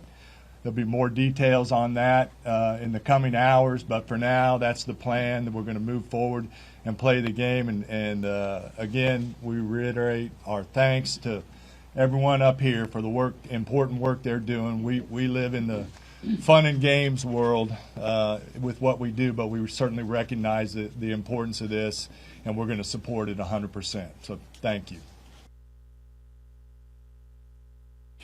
That was a representative from the Sugar Bowl committee there just talking about them postponing the 24 hours. And again, Liz, as we've seen, that this is a very extensive investigation.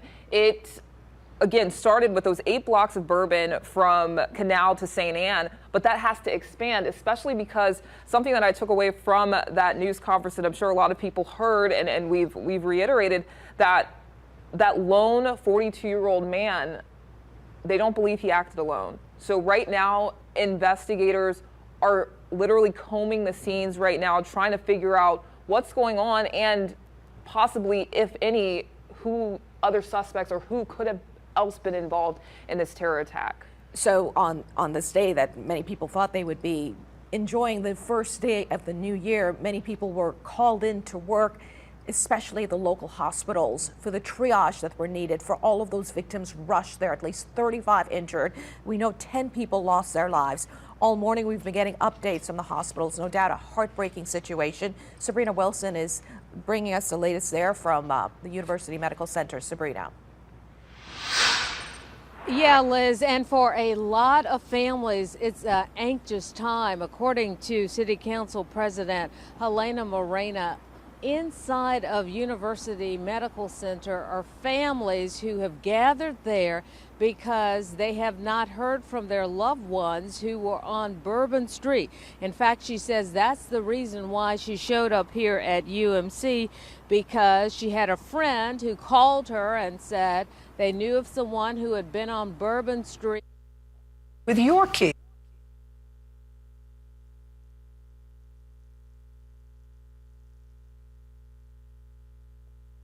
What the incident was or was not, but the indicators are there of a vehicle pulling up, smoke begins to come out of it, and then an explosion. The person inside the vehicle was killed. They don't know if it was a male or a female yet, but a lot they still have to figure out. And Josh Margolin, who's also following the story for us. Josh, they also say they are looking at this as a possible act of terror. What does that tell you? It says, like Alex said, that the sheriff says they don't know what they don't know. They know this, whatever happened was intentional. The truck didn't just explode because of some sort of malfunction or something on the street.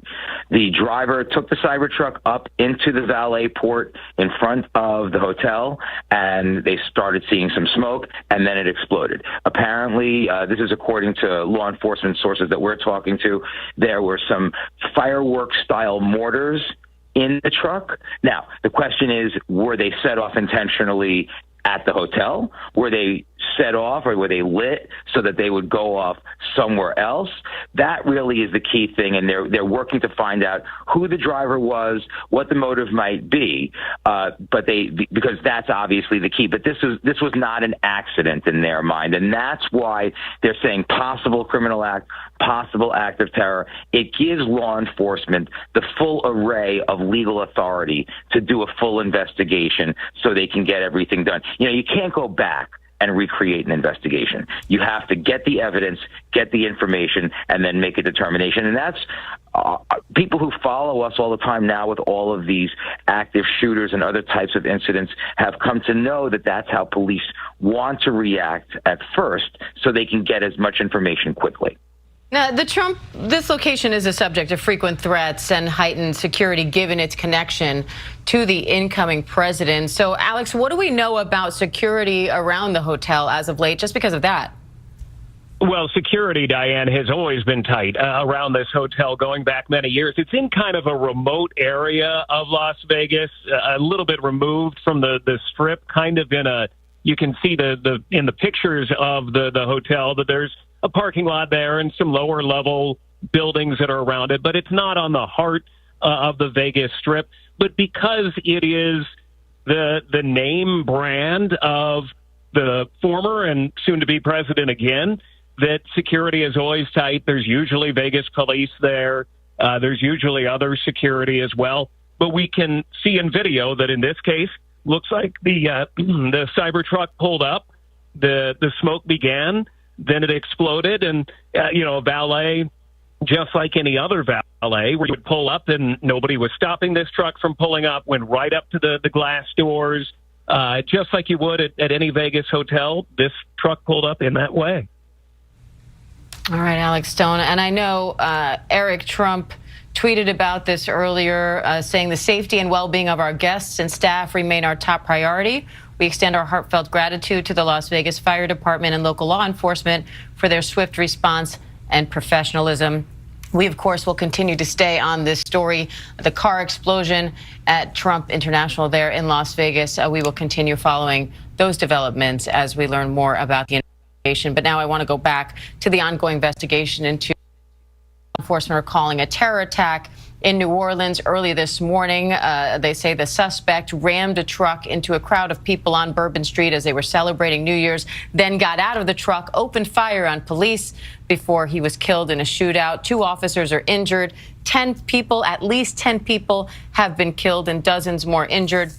The FBI says they also found explosive devices in the vehicle and around the scene. A large scene there now cordoned off as they search for more potential explosives in the sugar bowl. That was supposed to happen in New Orleans tonight, has been postponed.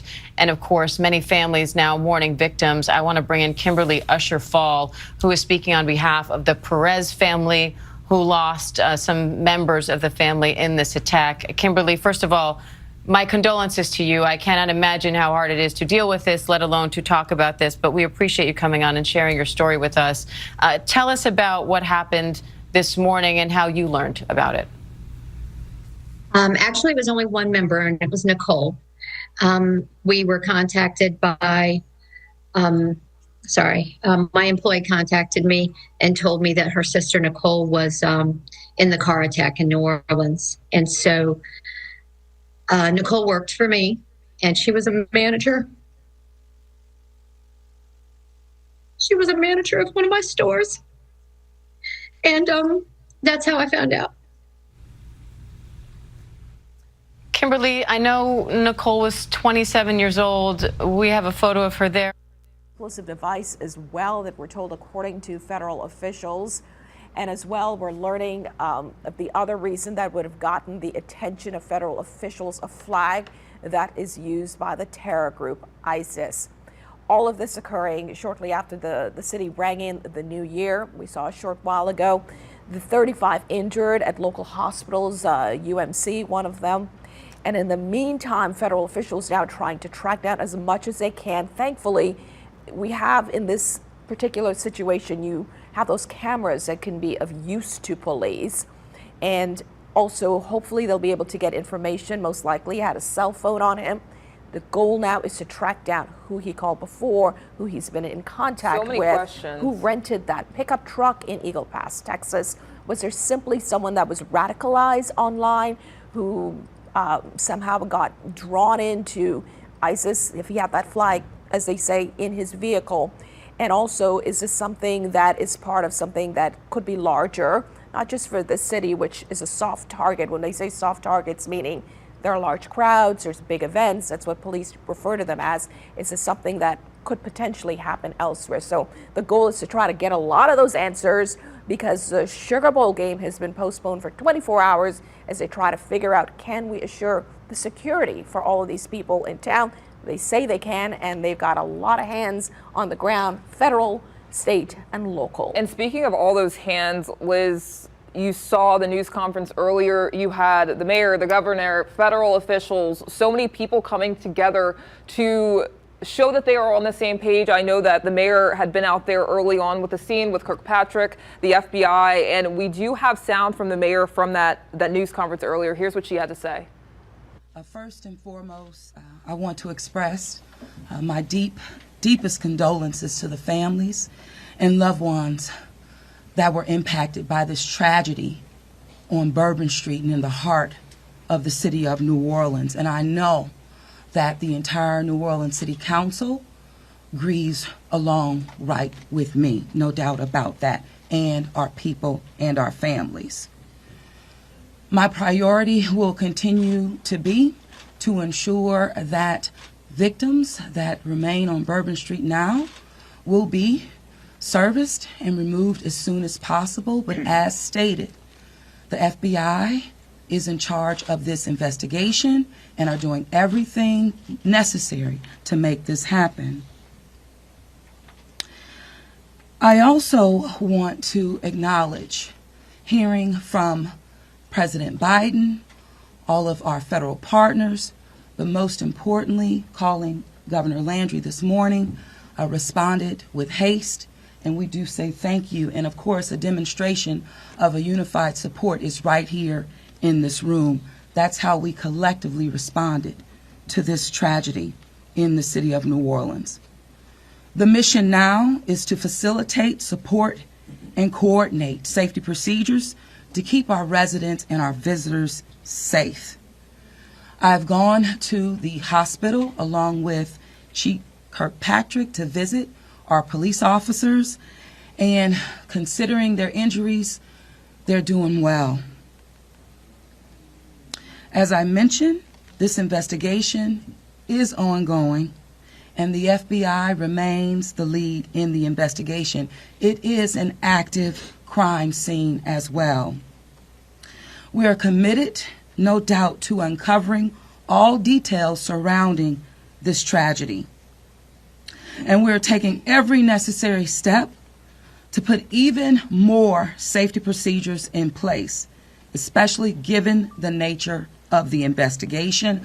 I'm going to ask people to do not go around our secured area if there is no essential need to do so. It matters, and again, it is an active crime scene. I also want you all to know that the Greater New Orleans Foundation has set up a fund to assist victims, and that information will be provided to you. Thank you, Ganoff. Again, I want to thank this unified team. We're leaning in. We will be relentless, and we will do everything that it takes to render real justice. This team will. I want to also just thank our citizens for your heartfelt prayers. New Orleans is a world-class city, and I can say that I've heard from world leaders all this morning and up until now, in addition to my brother and sister mayors across this country. They're calling, they're responding, and they're standing with the city of New Orleans. And what they always say and want me to reiterate, they understand the resilience of this community. And we're strong in that regard, and I will say second to none. Okay, we just heard from New Orleans Mayor LaToya Cantrell giving us earlier. She was one of many officials there answering so many questions that so many people have after this terror attack killed 10 people and injured 35 people. Shortly after the city rang in the new year, a pickup truck, a suspect driving that, plowing into that crowd at a high speed, killing those 10 people. That individual, we're told, from a U.S. citizen from Texas. The truck rented in Eagle Pass, Texas, ended up here in New Orleans, and that was used in this horrific attack. And Liz, we have been showing our viewers scene of what happened and all the video that we've been getting in. We do have surveillance video of officers running.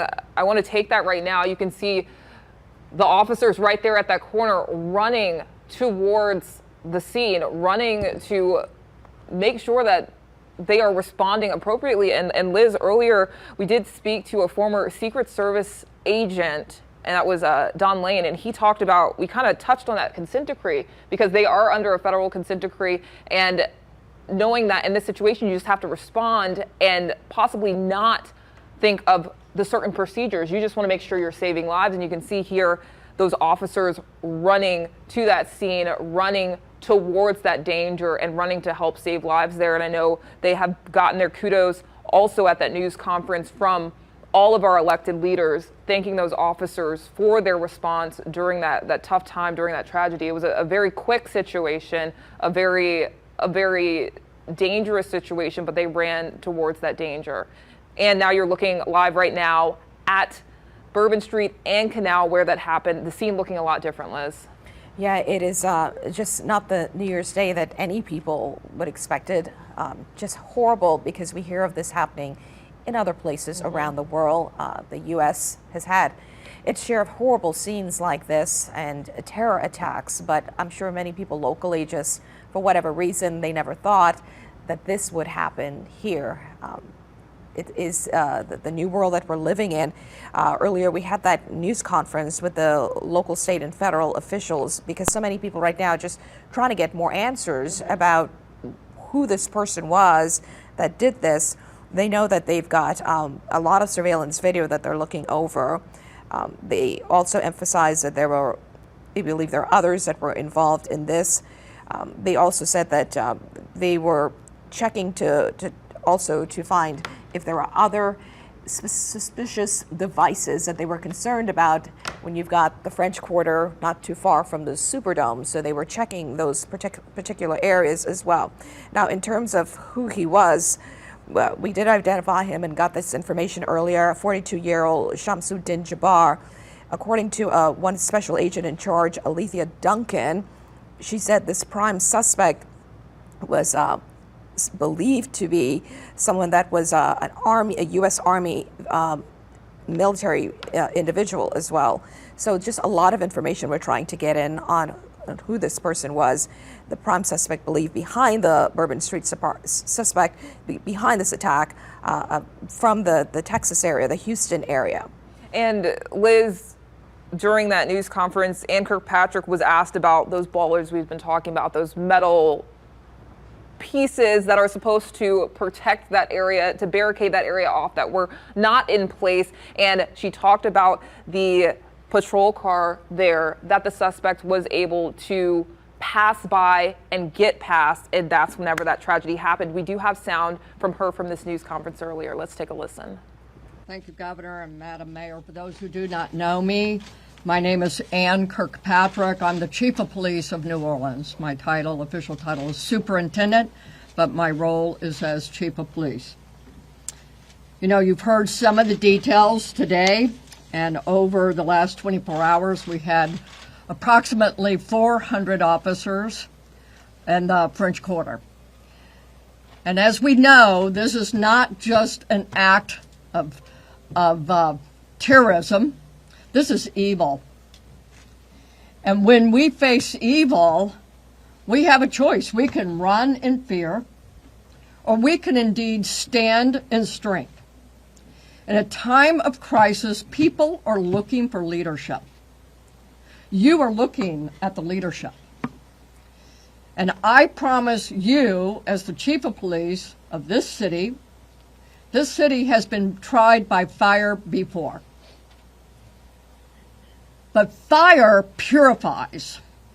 Fire makes things stronger. We have a plan. We know what to do. We are going to get these people. There is a path forward. Very pleased that we will be back to having a wonderful game tomorrow night.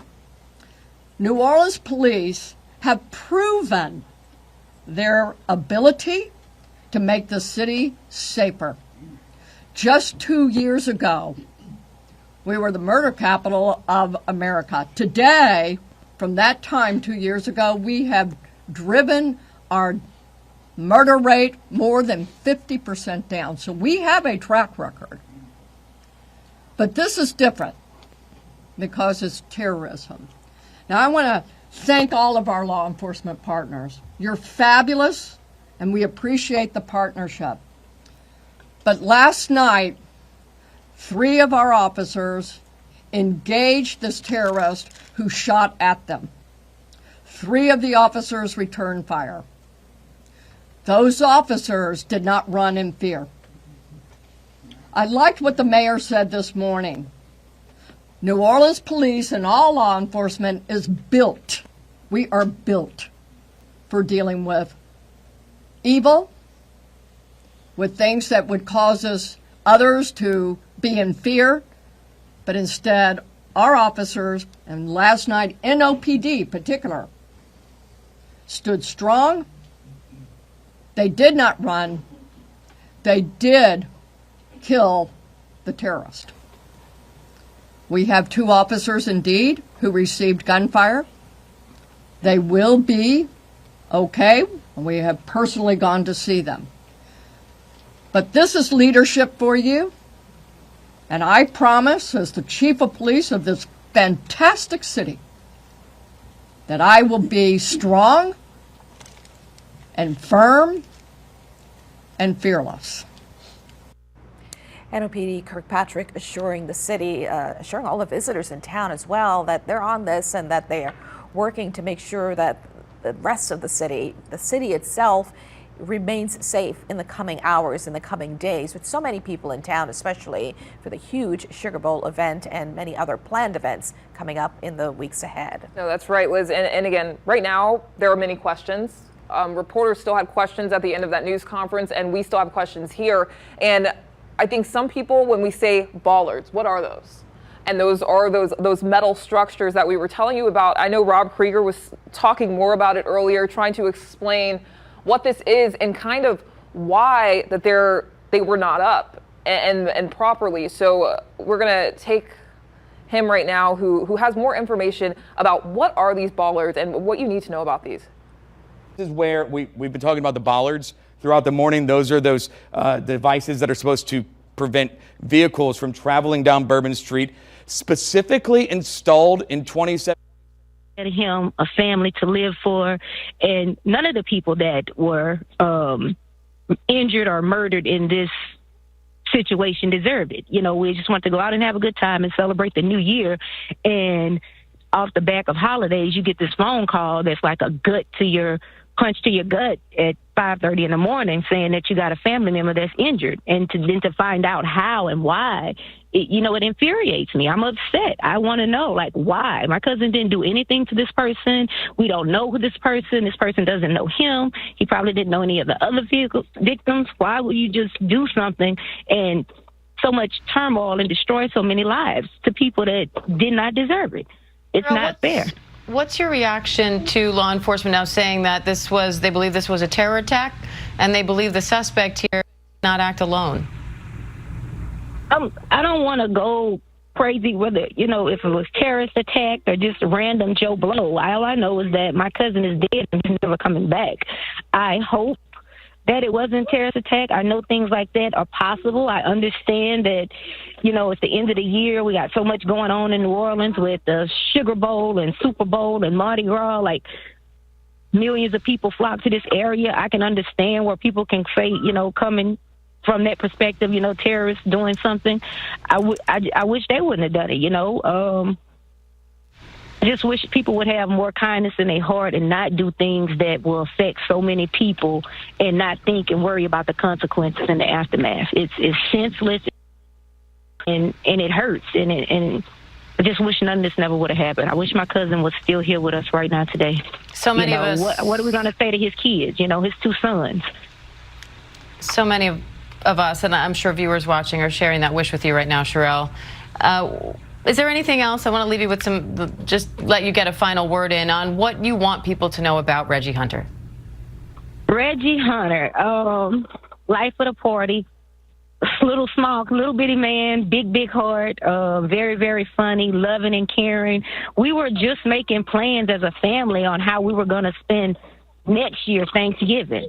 We were making plans and joking about how we were going to go to the gym and, he was going to lift weights and I was going to lose weight. Just a funny guy that loved his sisters, his brothers, his aunts, everyone. Like, some people don't have close family relationships. Fortunately for us, that's not the case. We do. And this is hurting all of us differently on so many levels because we is expecting to still have so much life to live with our cousin. And again, I can't say it enough. A great guy, never in any trouble, didn't bother anybody, gonna always make you laugh, just person who deserved this and had so much more life to live. And it was nothing cut short. And I want as much justice for him as I can possibly have. If it was something with terrorists, I want the government to take care of it, find out, and do something about it, and make sure this does not happen again. Not only in New Orleans, but Florida, any part of the United States. We have to control this. We have to get a handle on this so this does not happen, and other families do not have to suffer and have this happen to them. Holiday time, anytime. We just don't need this to happen. This is the United States. We need to protect all of our citizens. Sherelle Jackson, again, my family, I cannot imagine what you're going through. We appreciate you sharing your story with us. Thank you. And again, we are sorry. And now I want to head over to Trevor Ault, who's on Bourbon Street right now. Trevor, what can you tell us about the scene and what you're seeing there now?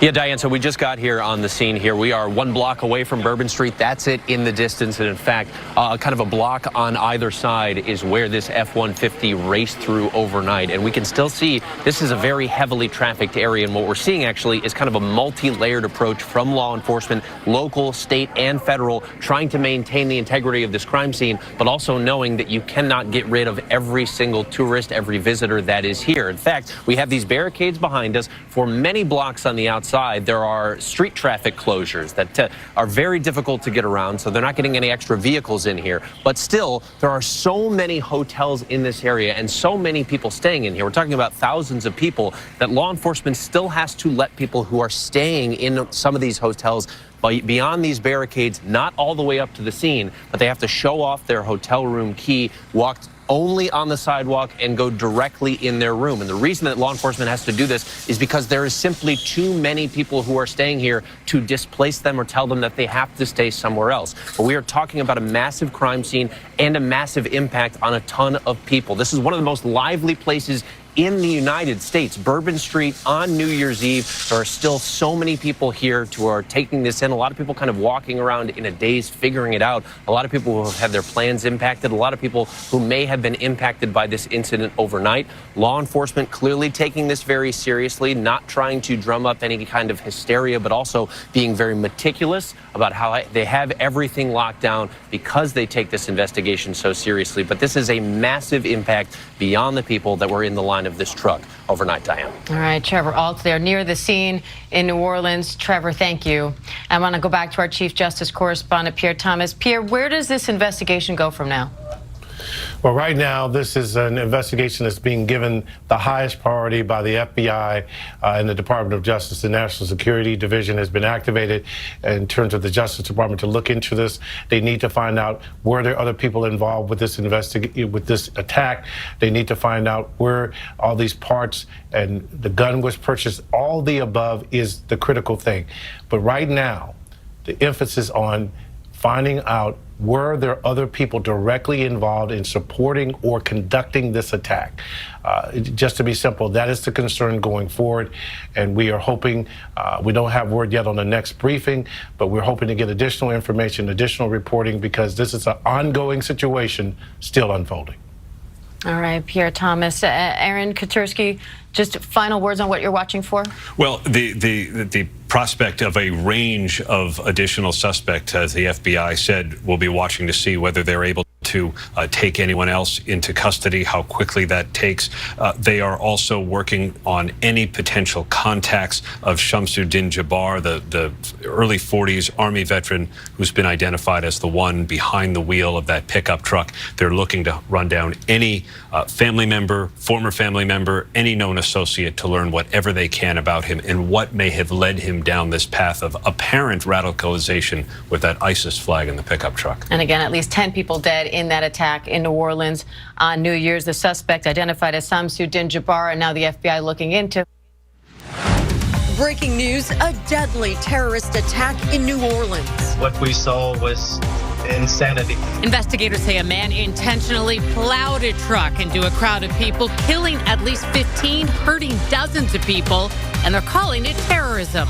An ISIS flag was located on the trailer hitch of the vehicle. We have live Team 2 coverage on the Georgia connection to the victim and the attacker. Live, local, late breaking. This is Channel 2 Action News at 4 p.m. Coverage you can count on. Right now, so many people from Georgia are in New Orleans because of the Sugar Bowl, and that game is now postponed. Glad you're with us here. I'm Linda Stouffer. Hello, I'm Wendy Corona, and here is the very latest. Police are investigating the deadly attack as an act of terror. We've learned they've reviewed video of 3 men and a woman placing explosives. Police have identified the attacker as 42-year-old Shamsuddin Jabbar. We know he attended Georgia State University from 2015 to 2017. And we also know at least one UGA student is in critical condition. And we have live Team 2 coverage for you now of this tragedy from our investigative team on the local connections to sports director Zach Klein in New Orleans right now. With our live Team 2 coverage, you're across the street from where that deadly attack happened. Zach, I can't imagine dealing with that and being there. We know the Sugar Bowl, the game itself, has for now been postponed. For 24 hours, that is right, Linda. Totally a surreal feeling here on the corner of Canal and Bourbon Street, where just behind me the tragedy unfolded. Myself, my wife, my 17-year-old son, like thousands of other people here in New Orleans, were on Bourbon Street last night getting ready to ring in. And then it happened. It's so hard to believe how you had so much jubilation and excitement between both fan bases to now everybody total disbelief. We have video of what Bourbon Street looked like from late this afternoon, and you could see a protective barrier that is supposed to be in the up position was down. That allowed the pickup truck to go north on Bourbon Street and create that chaos, and the 10 victims that lost their lives early this morning. An unnecessary and evil act, but that barrier was supposed to be in the up position. It was not. We've talked to many men and women in the last few hours about what unfolded last night, including University of Golf head golf coach Chris Hack, who's been with the school for 30 plus years. He was in the French Quarter last night and heard gunshots ring out. As soon as we walked across the street to our hotel room, we heard the gunshots and everything going on, and it was pretty scary. We didn't know exactly what had happened. My wife got on the phone and was trying to call to find out if was anything going on.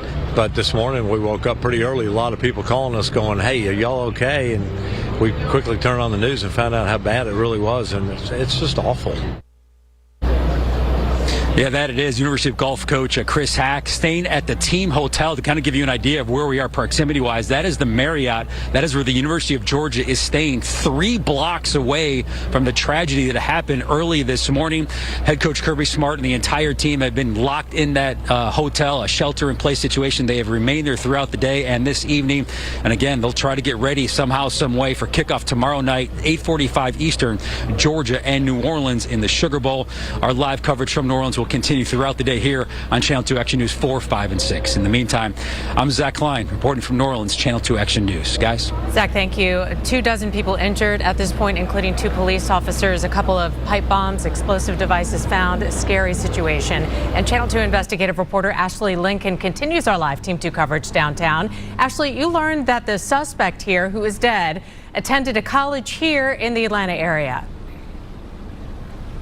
Yeah, we found out he attended Georgia State University for 2 years, nearly 10 years ago. The university confirmed with Channel 2 this afternoon he was a student between 2015 and 2017 and graduated with a degree in computer information systems. The FBI confirmed he was also a U.S. military veteran. Now, we found 2 former local addresses for him, one in the Clarkston area and another in Marietta. We went to both locations. No one at either location knew him. Now, I also found he has multiple criminal convictions out of the state of Texas for theft charges, driving with a suspended license, and other misdemeanors. Now, more than 20 people, as we mentioned, are being treated for their injuries. University of Georgia president confirmed one of the victims is a student. In a statement the university sent out this morning says, in part, at this point we have learned that a University of Georgia student was critically injured in the attack and is receiving medical treatment. I have spoken to the student's family and shared my concerns, support, and well wishes on behalf of the entire UGA community. Again, that is a statement coming from the UGA president. And as my colleague Zach Klein mentioned, the UGA Athletic Association says all team members and personnel are safe at this time. We're, of course, going to continue digging into the suspect's background and bring you more information as we get it. For now, reporting live in downtown, Ashley Lincoln, Channel 2 Action News. Ashley, the police chief in New Orleans, says he was trying to run over as many people as he possibly could. Just a horrific scene there. Thank you. Here is another live look as we continue our live Team 2 coverage on that deadly terrorist attack. They've shut down the streets, obviously, for the investigation. Stay with Channel 2 Action News for any new developments right here. And we are following more breaking news. The FBI is investigating a Tesla Cybertruck explosion just outside of the Trump Las Vegas hotel as a possible act of terror.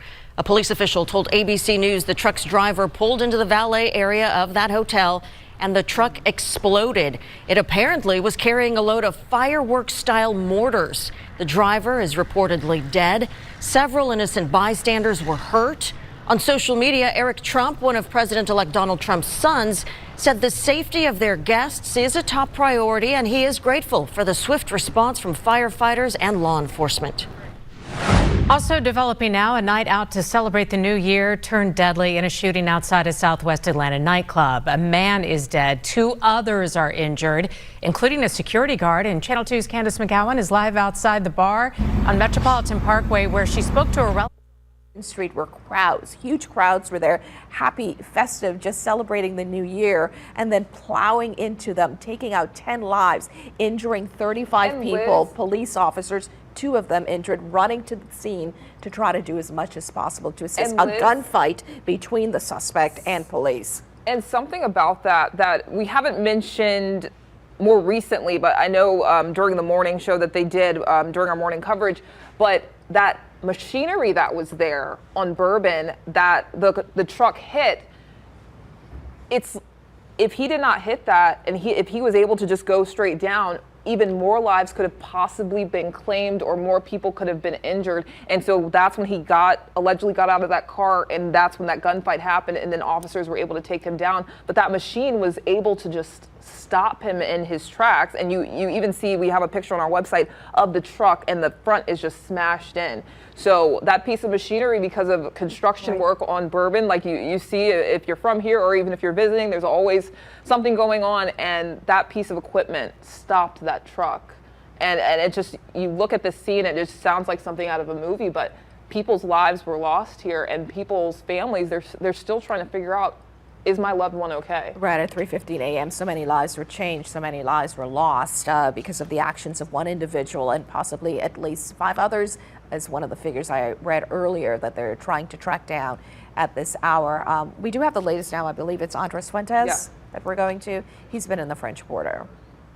We're here on Canal Street at Canal and Carondelet, where most of the law enforcement present has been for almost 12 hours now, looking more than 12 hours now. We're seeing JPSO, state police, federal officials, FBI, Homeland Security, all here, huddled here, doing their investigation into this French Quarter attack. And as you can see, we have lots of people lining the sidewalks, all trying to peek around and trying to get as much information as they can. We saw thousands of people in time for the New Year's holiday. We also saw thousands of people come on down for what's supposed to be tonight's Sugar Bowl game between Georgia and Notre Dame, but unfortunately a lot of those fans are telling me that they'd rather just pack up and leave after the horrible incident that happened this morning, where near this intersection there was a white pickup truck that went through NOPD barricades up over the sidewalk and then plowed through a crowd of people there on Bourbon Street. The tally thus far is 10 people dead, around 35 people injured, and we are expecting those numbers to climb as we get more and more information thus far. But you can see, this is a large chunk of downtown New Orleans. A lot of the Bourbon Street and surrounding streets also shut down due to this investigation, as FBI is now investigating this as a terrorist attack, with multiple inquiries as to whether or not there are also explosive devices across the French Quarter. When they did investigate the truck that the driver used in this case, they found assault rifles, a handgun, and they also found explosive devices inside the truck, several pipe bombs. There is a question of whether this person acted alone or not. I know there's at least 2 men and 1 woman suspected to have also helped him in some sort of capacity. We're trying to get more information on that as we get more information from those public officials. But again, it's going to show you one more time. This is what Canal Street looks like right now. The media is roped off. We can't get too close to the scene right now as we're seeing the emergency officials and investigators really go through it. And speaking with Ivy Waste, they tell me that they're expecting portions of the French Quarter to be shut down for around 48 hours or so. But in the meantime, we're going to be keeping a close eye on the situation as it develops. But for now, reporting here on Canal Street, Andres Fuentes, Fox 8, Local First. It's a very eerie scene after that terror attack here in New Orleans, as the city just rang in New Year's Eve, ringing in 2025, and now we're dealing with the aftermath of it. 10 people killed, 35 injured in a terror attack, and even more important, the hunt is on now for the other people involved in this terror attack. We're learning possibly at least 4 other people involved aiding this suspect identified in this terror attack that killed all of those people this morning. And we know that tonight was supposed to be the Sugar Bowl, and now it has been postponed until tomorrow. And Ashlyn Brothers, she is live right outside the Superdome where the Sugar Bowl was supposed to take place. She is live with Council President Helena Moreno right now. Liz and Lauren, this is exactly the opposite of what this area should be looking like right now. Outside the Superdome, people should be tailgating. They should be excited, lining up, eating, enjoying the new year. And that is simply not the case. Instead, what many tourists and fans have been telling me is it looks more like a ghost town. We have a large police presence out here, but not only is it, of course, disappointing for the fans who are now having to extend another night here, but also even more so, it's scary. There's fear of the unknown. A lot of people feel like they don't know what to do or what's coming next. And I know that you mentioned to me just minutes ago that loved ones missing are being notified right now. What is your message to those individuals as they grieve and go through this process, kind of trying to make sense of something that simply doesn't make sense? Yeah. Well, let me just first say that we have a very high level of police presence now in the city of New Orleans, from not only, of course, our federal and state partners, partners, but surrounding parishes are also here in the city of New Orleans. As you see right across the street, we have Jefferson Parish vehicles right across the street, and I just saw Sheriff Lapinto as well. So a high level of police presence, all hands on deck right now, ensuring that the city of New Orleans is safe and is secure. We will move forward with the Sugar Bowl that is going to happen tomorrow. There are many safety plans that are being put in place as we speak, everywhere, all the way from the top federal level to where we are now. So much so that, I initially wasn't going to go to the game. I didn't have a ticket. I went ahead and bought a ticket. I will be at the game tomorrow to make sure and show, obviously, my confidence in the fact that the Superdome will be safe, that the city will be safe, and that the game will go on safely. Now, what's been very difficult today is obviously talking to families who have not been able to locate their loved ones. And, I was notified earlier by a friend who was trying to locate her loved one. And, last they knew that he was on Bourbon Street and he wasn't at any hospitals. And so, unfortunately, they did not receive the news that they had hoped for. And so people who have missing loved ones at this point are being notified. Many of them are at University Medical Center. They have been in a conference room throughout the day awaiting information. And so that piece right there is incredibly difficult and tragic. And I ask the people of this city and anyone who's watching to please keep these families in your prayers, because I can't even imagine what they are going through at this moment. Yeah, you mentioned that a lot of people didn't know or still don't know where their loved ones are. And we just talked about this. You woke up to a million text messages. Right. I woke up I was still up at the time actually getting home when this happened. And I had my family members calling me, texting me, blowing up my phone, asking, Are you okay? Mm-hmm. We know that you live nearby. We know you work nearby. We've seen your location. I was out there on the scene at 4 this morning. Right. And so is there any sort of message, any peace of mind, any clarity that you can provide for, the many tourists that are out here, the many people who are attending the game, and then also our locals too? Sure. Let's not forget about that. Well, I'll say this, that what's happening now is really a review and understanding as to what happened last night. Obviously, the FBI is the one leading this investigation. Folks from Quantico flew in today. I believe that they're already here on the ground. They're leading the investigation on Bourbon Street, which is why you'll probably expect to have Bourbon Street closed probably over the next 48 hours or so, maybe beyond that, as they are processing this very extensive scene. So the level of federal resources that we have coming in, state and local, the level of police officers that we have now across our city, the fact that those other individuals who potentially could have been involved are being targeted aggressively and making sure that those people are found and brought to justice. All of those things, I believe, that should make the people of the city and those wanting to visit our city be ensured that everything is being done to make sure that this doesn't happen again. Looking back at what happened in this particular case, is there anything that was potentially missed by law enforcement? That's being looked at, on the intelligence side, maybe on the federal side, on our local side, on the state side. What could have been done better? We have to learn from this and make a much improved plan. Whatever plans we had in place for Super Bowl, let's double them, let's triple them, whatever it takes to make our city safe for our visitors and obviously for the people who live here as well. And you can't disclose certain safety measures, certain safety plans. Right.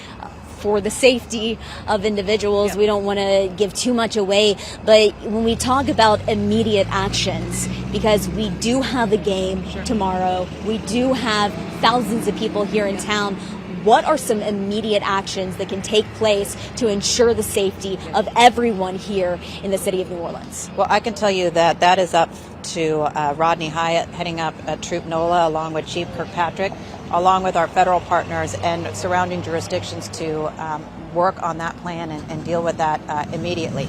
Obviously, what you'll see tomorrow is, you've got the Superdome, and this is a secured and locked down building that has been swept with the bomb dogs. Additional bomb dogs were brought in this morning to deal with that. The perimeter around the Superdome, the safety security perimeter will be larger than what you ordinarily would see. And so that'll be happening as well. So those traveling throughout the downtown area expect probably some additional delays due to the fact that the security perimeter will be a little bit larger, and you'll see maybe potentially more of the concrete barricades and more police officers around the downtown area. We report the facts, but there's a lot of keyboard warriors that are out there right now. Are there any misconceptions that you would like to dispel right now about the situation that is happening here in New Orleans? Yeah, well, there's been a lot of different rumors out there, all of these different things about, this suspect and his motives, intentions.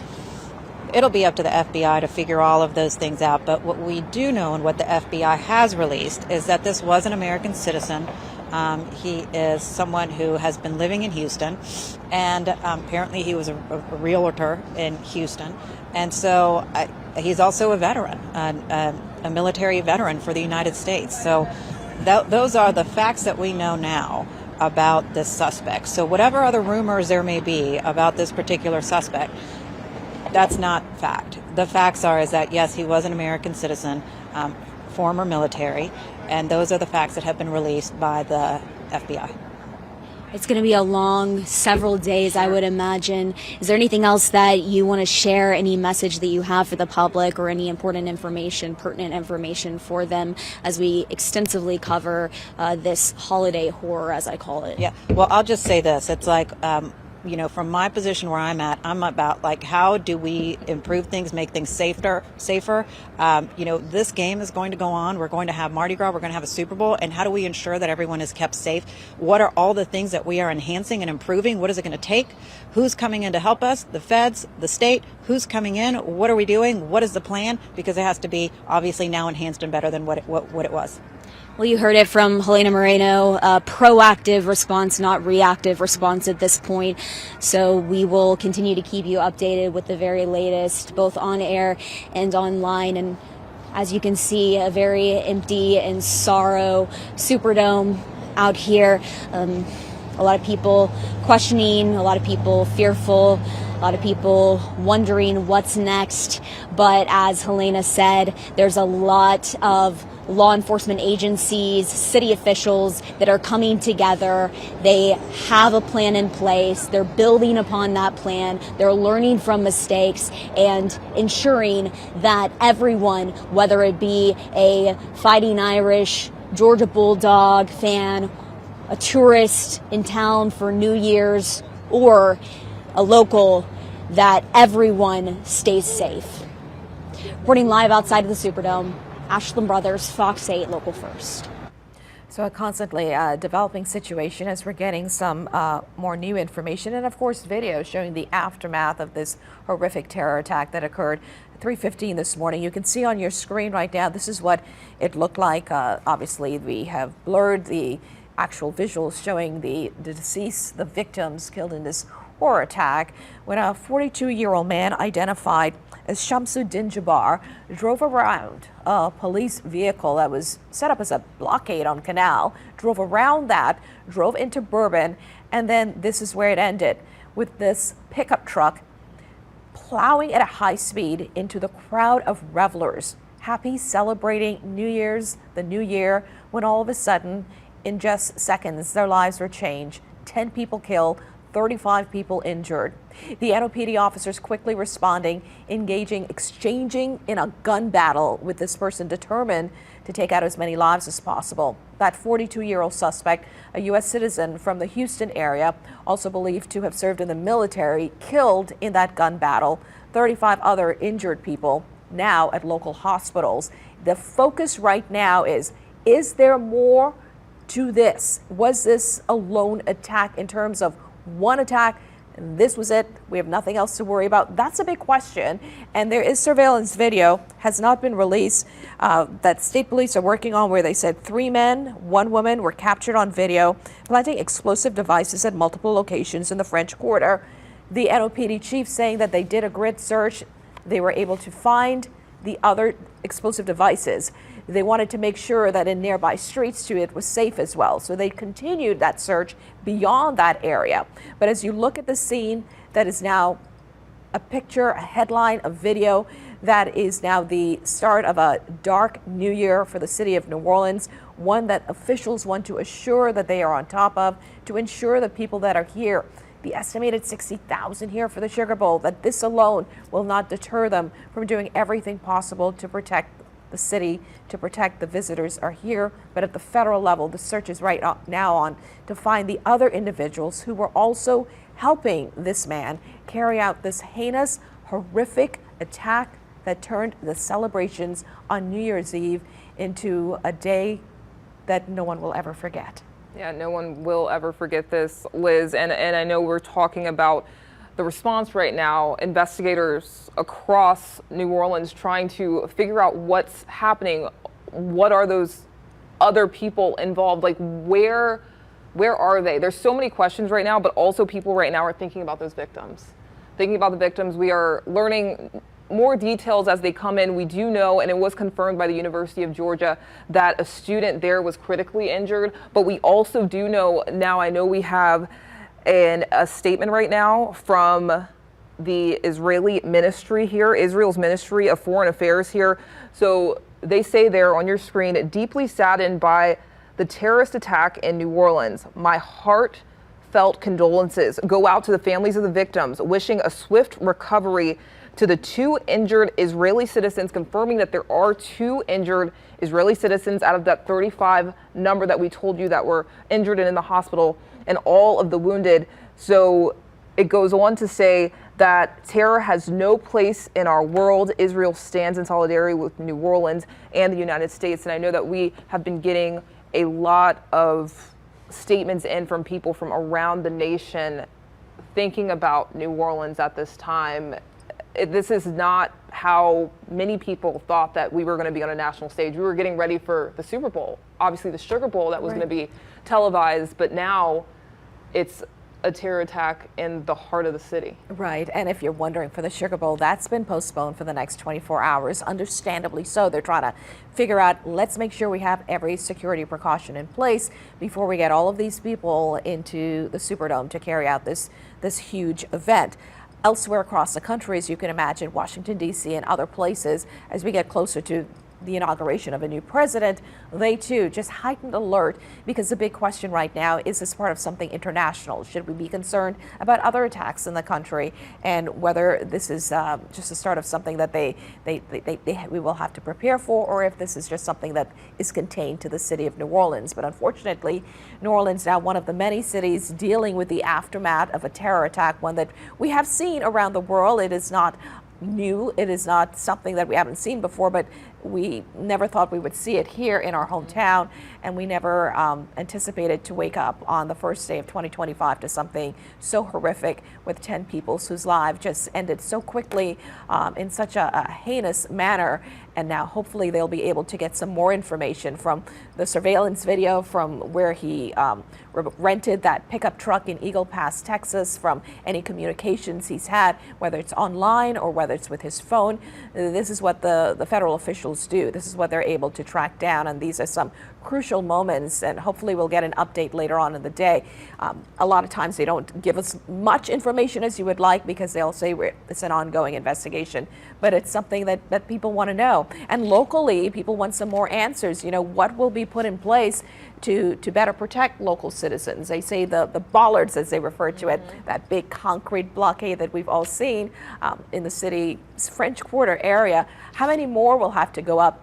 How do you balance between living in a free society where you have large crowds in a city for big events like today, but at the same time balancing it with the fact that we live in a world where evil will surface and carry out carnage, as we saw this morning? And again, the mayor, the governor, all these officials, state, federal, local officials coming together, standing in solidarity there at that news conference that we showed you guys earlier. And I know that the Governor Landry, he has done an emergency declaration, meaning that more resources will be available for the city as they respond to what's going on. So let's take a listen to what he had to say earlier today. Again, I want to thank the mayor. Since about 3:45 this morning, when she called me, we have all been working just around the clock to both secure the city and to solve this act. You know, again, I want to reiterate that our prayers go out with all of those who have been affected by this tragedy. I want to thank our law enforcement officers. I want to thank our medical personnel. I want to thank our first responders. And most importantly, I want to thank the two New Orleans police officers who not only laid their life on the line, but were able to eliminate the threat this morning. Let me say, we have made public safety a state priority from day one. And I think that if you look around me today, right now, and you look at the people who are standing around, that is their commitment as well. We intend to be transparent in assessing any defects that may have existed in the system so that we can address them. It's the only way to ensure that any mistakes that were made are corrected.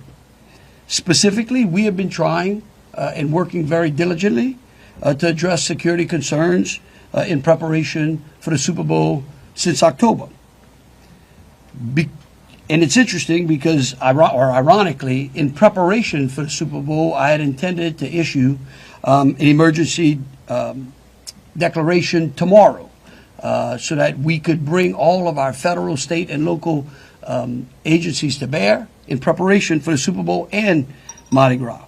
But because of the events today, I have amended that emergency declaration and issued it today.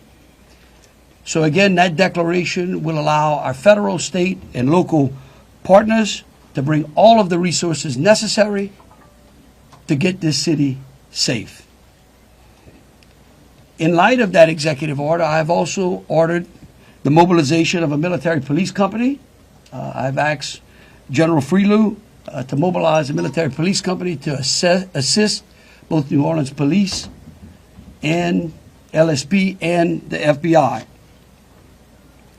It is important for our citizens and guests of this state to know that we are doing everything we can to secure their safety in this city. We want to make it clear, the Superdome and the surrounding area is safe. But I've always said that the safety of this entire city is something that is always paramount to me. With that, I would like to turn it over to Jeff with the Super Bowl. Jeff Dunley. Governor Jeff Landry there at that press conference. We do have new video of the scene of the aftermath. We are getting video coming into our newsroom as we speak. And this is video that you see there. It looks like it's cell phone video, but you can see people running. It looks like officers running towards that scene at the corner of Bourbon and Canal Street where this attack happened. And if you look closer, this is looking beyond the barricades there. Again, parts are blurred because people could be on the ground, victims on the ground there, but this is what a lot of people's New Year's in New Orleans has been. Yeah, it's just heartbreaking news for people waking up to find out that this happened overnight. The suspect driving into what was a joyous crowd at that time, that New Year's celebration in New Orleans, in the French Quarter, the spot that everyone goes to for celebrations, especially for big events. That pickup truck, as he drove through that crowd, killing 10 people, injuring dozens more. The suspect, Shamsuddin Jabbar. And it is just mind-boggling to just imagine what that moment must have been like and how surreal it must have been to think that you're in one moment celebrating the start of the new year, and then the next second you're literally running for your life, or perhaps your loved one died alongside. There were bodies everywhere, as you can imagine, a horrific scene. The NOPD officers rushing to the scene, and the suspect, it was not enough for him plowing that vehicle, taking out all of those lives. But he then went on to open fire, and that exchange of gunfire with police, he was killed. We are also learning a bit more about him. We know he's from the Houston area. We know that he served in the Army at some point, a veteran, and that in that vehicle there was an explosive device. We know that there was what they refer to as a caliphate flag. That is a flag with the terror group ISIS, which is why federal officials now are checking to see if there are like international connections to this. Was this international terrorism? Was this domestic terrorism with somebody who was radicalized online and sympathized with the terror group ISIS and decided to carry this out? And now they are searching as people move forward. Okay, so what is next? What else do we need to know? They're focusing now on finding out these other individuals who they believe work with him, because they say he did not act alone on this. He didn't alone rent this pickup truck in Eagle Pass, Texas and carry this out. So they're working to find those individuals with every possible modern technology. We hope that they have available, whether it's surveillance video and documents, rental documents, and whatever else may have been inside that truck especially. And hopefully there will be no issues if there was a cell device found in that truck, because we've heard so many times in the past in investigations that they say the phone is locked and the phone provider won't provide access. Hopefully in this case there won't be any such issues, because accessing what other or any of the electronic devices that he may have had with him would be critical to getting some more details, especially as they work to track down these other individuals that they have surveillance video of in New Orleans, planting these explosive devices that the superintendent says they were able to find in these other locations in the quarter and through a search that they did. So now it's tracking down those other individuals that will be key. And Liz, it's also looking at this response, right? There were 400 officers who were there. That's what Kirkpatrick said, Chief Kirkpatrick. She said that there were 400 officers already there for the revelers, like to make sure that everything was good with the fleur-de-lis drop, everything like that. And it's the bollards, those metal dividers that are supposed to help protect people. And Congressman Troy Carter, he was very outspoken about this earlier. Rob Krieger spoke to him talking about that it was really looking at the city to figure out why they were not in place, because it's been years in the making to make sure that these are in place to prevent situations like this. He also spoke at the news conference earlier, and I know that we have that sound to take right now. To all of our law enforcement agents for doing a yeoman's job, for stepping up at a time when we needed you most, for employing the resources of all of our partners. This is all hands on deck, from the White House all the way down. I've been in communication with the White House since early this morning, Secretary Mayorkas, leaders in all of our federal, local, and state agencies. The President has made it very clear that he intends to bring every resource to bear to not only tell the truth, but to provide the resources to bring these cowards to justice. I want to personally thank the men and women in uniform who put their lives on the line to protect our citizens and our visitors. To our mayor and our governor for acting expeditiously and bringing us all together. To our sheriffs from the surrounding areas who have been Johnny on the spot, recognizing that if it happens in New Orleans, it can happen anywhere. We don't have the luxury of being myopic. In this community, we work together. We don't point fingers. We don't blame. We go after the bad guys. Let it be clear that the full faith and credit of the United States and every agency therein is on the ground, working. And for those who may have played a role in this horrific act of cowardice, we will find you. We will bring you to justice. New Orleans is a place that heralds its ability to protect its citizens, that heralds its ability to manage major events, Super Bowls, Sugar Bowls, Mardi Gras, Jazz Fest, Essence Festival, you name it. No one does it better than law enforcement in New Orleans and in the surrounding area.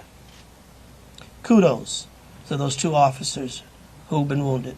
Our hearts go out to those who lost loved ones. Our hearts go out to those who are wounded and on the mend in the hospital. Citizens, now is the time to stay calm, to be vigilant. This is not a time to come out to sightsee. Listen to your federal, local, state officials. be vigilant. If you saw something, say something. If you know something, tell someone. There are tip lines, there's information available. Please, all hands on deck. Rest assured that the decision that was made to postpone the game was not done lightly. It was done with one single thing in mind: public safety. Making sure that the citizens and visitors of this great city, not only for this event, but for every event you come to in Louisiana, that you will be safe. And we will use every resource possible, as the governor has said, as the mayor has said, and every law enforcement agent here has said. Our energy, our commitment will be to make sure that you are safe now and for every event in the future. God bless you, and let's stay strong. Okay, we've been listening there to earlier today. We had that news conference with local, state, and federal officials. That was Congressman Troy Carter, making sure that the public knows that they're doing all that they can to keep the public safe, reassuring that they are on the ground from the local, state, and federal level as well, and that the city itself will continue to be what it is known for, an attraction for so many people around the world, and that he won't allow and let individuals like this in any way mar that moving forward. But in the meantime, the focus, of course, is on doing all they can to get to the bottom of what happened there this morning. The Sugar Bowl postponed for 24 hours, the French Quarter closed to access, and obviously a lot of officials there, and of course FBI and state and local officials there. The key right now is just trying to track down who else was working with this individual that took the lives of 10 people this morning when he plowed that pickup truck into that crowd on Bourbon Street. And Liz, speaking of that individual, again, his name is Shamsud Din Jabbar, 42 years old, from Texas. And right now we did get information that the FBI in Houston and the Harris County Sheriff's Office, they are currently conducting law enforcement activity near the intersection there of Hugh Road and Crescent Peak Drive, and that is in North Houston. And this is what they're saying right now. This is in a statement. They say that they have secured a perimeter in that area and are asking people to avoid that area. FBI Houston personnel and specialized teams will be on site for several hours there. This activity is related to this morning's New Orleans attack, but due to the ongoing nature of this investigation, no further information can be provided. Again, that is from Houston, where they say that the man is a Texas man. So trying to figure out, is this connected to this situation? Right. And we've got a live look now, the suspect's home in Houston. 42-year-old Shamsud Din Jabbar. Federal officials are focusing on that neighborhood. And as you can imagine, on this hour, going through that house, trying to find anything at all possible. That video just dropped out there. But what we can tell you is that FBI officials, FBI in Texas, in Houston, where the suspect is from, they are at his home. So a number of things will start unfolding, questioning neighbors, but most importantly, searching that home to find as much information as possible on this man that carried out this heinous attack this morning in the city of New Orleans. He's 42-year-old Shamsud Din Jabbar. We're told he is a military veteran. He was in New Orleans using this rental pickup truck from Eagle Pass, Texas, and we know that there are others involved as well, according to investigators on the scene. But at that scene right now in Houston, as we're learning, with the FBI there, you can imagine that they're going to be searching through all of his digital devices to try to get as much information as possible onto who he is. Now, he's a U.S. citizen, served in the military. Was it a domestic attack? Was it linked to more international related international terrorism? And one of the key reasons is that is with the ISIS terror flag that he had in his vehicle. So these are all of the questions they're trying to track down on this hour. Was he even on the FBI's radar ever in the past? Was this somebody who they were looking at in the past for any possible connections? That's just another question, which would be hard to answer because at this point they're still trying to get a lot of details. But the fact that he was in the military, and it's not the first time we would have heard of someone in the military. We know some years back at Fort Hood there was a military member who opened fire on his fellow military service officers. So it's not the first time you've heard of someone in the military being radicalized in some way, which would appear to be the case with this Army veteran.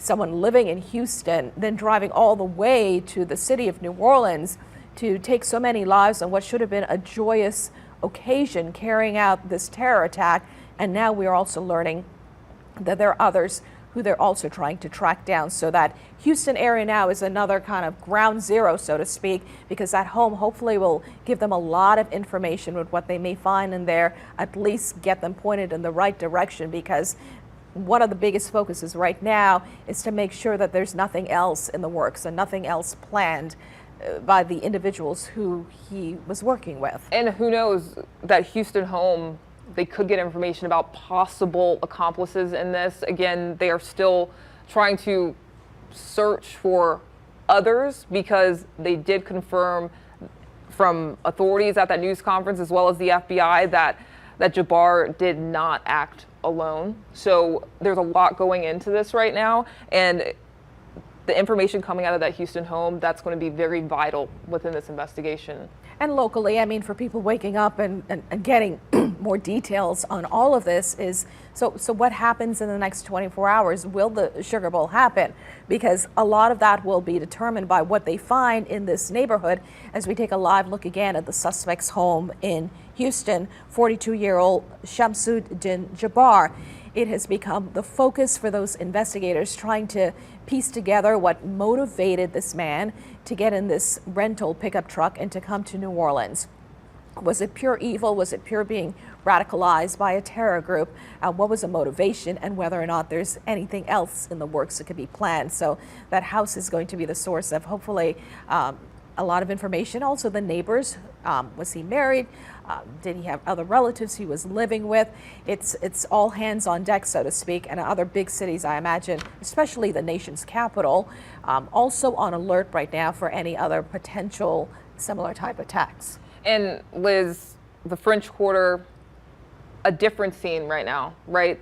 It was supposed to be a time where people were getting ready for the Sugar Bowl, everything. Now that is postponed 24 hours away till tomorrow. This is a look at what the French Quarter looks like right now. That looks like that's Bourbon and Canal. That's the scene as we speak. And again, crime scene tape still there. Honestly, Liz, that's going to be there for a long time while they canvass this area, while they try to figure out what else is done. And again, you can still see people walking, because like we said earlier, Liz, people live there. People are here for vacation. People are here trying to live their everyday lives as well. And so you're trying to live your everyday life around a widespread crime scene.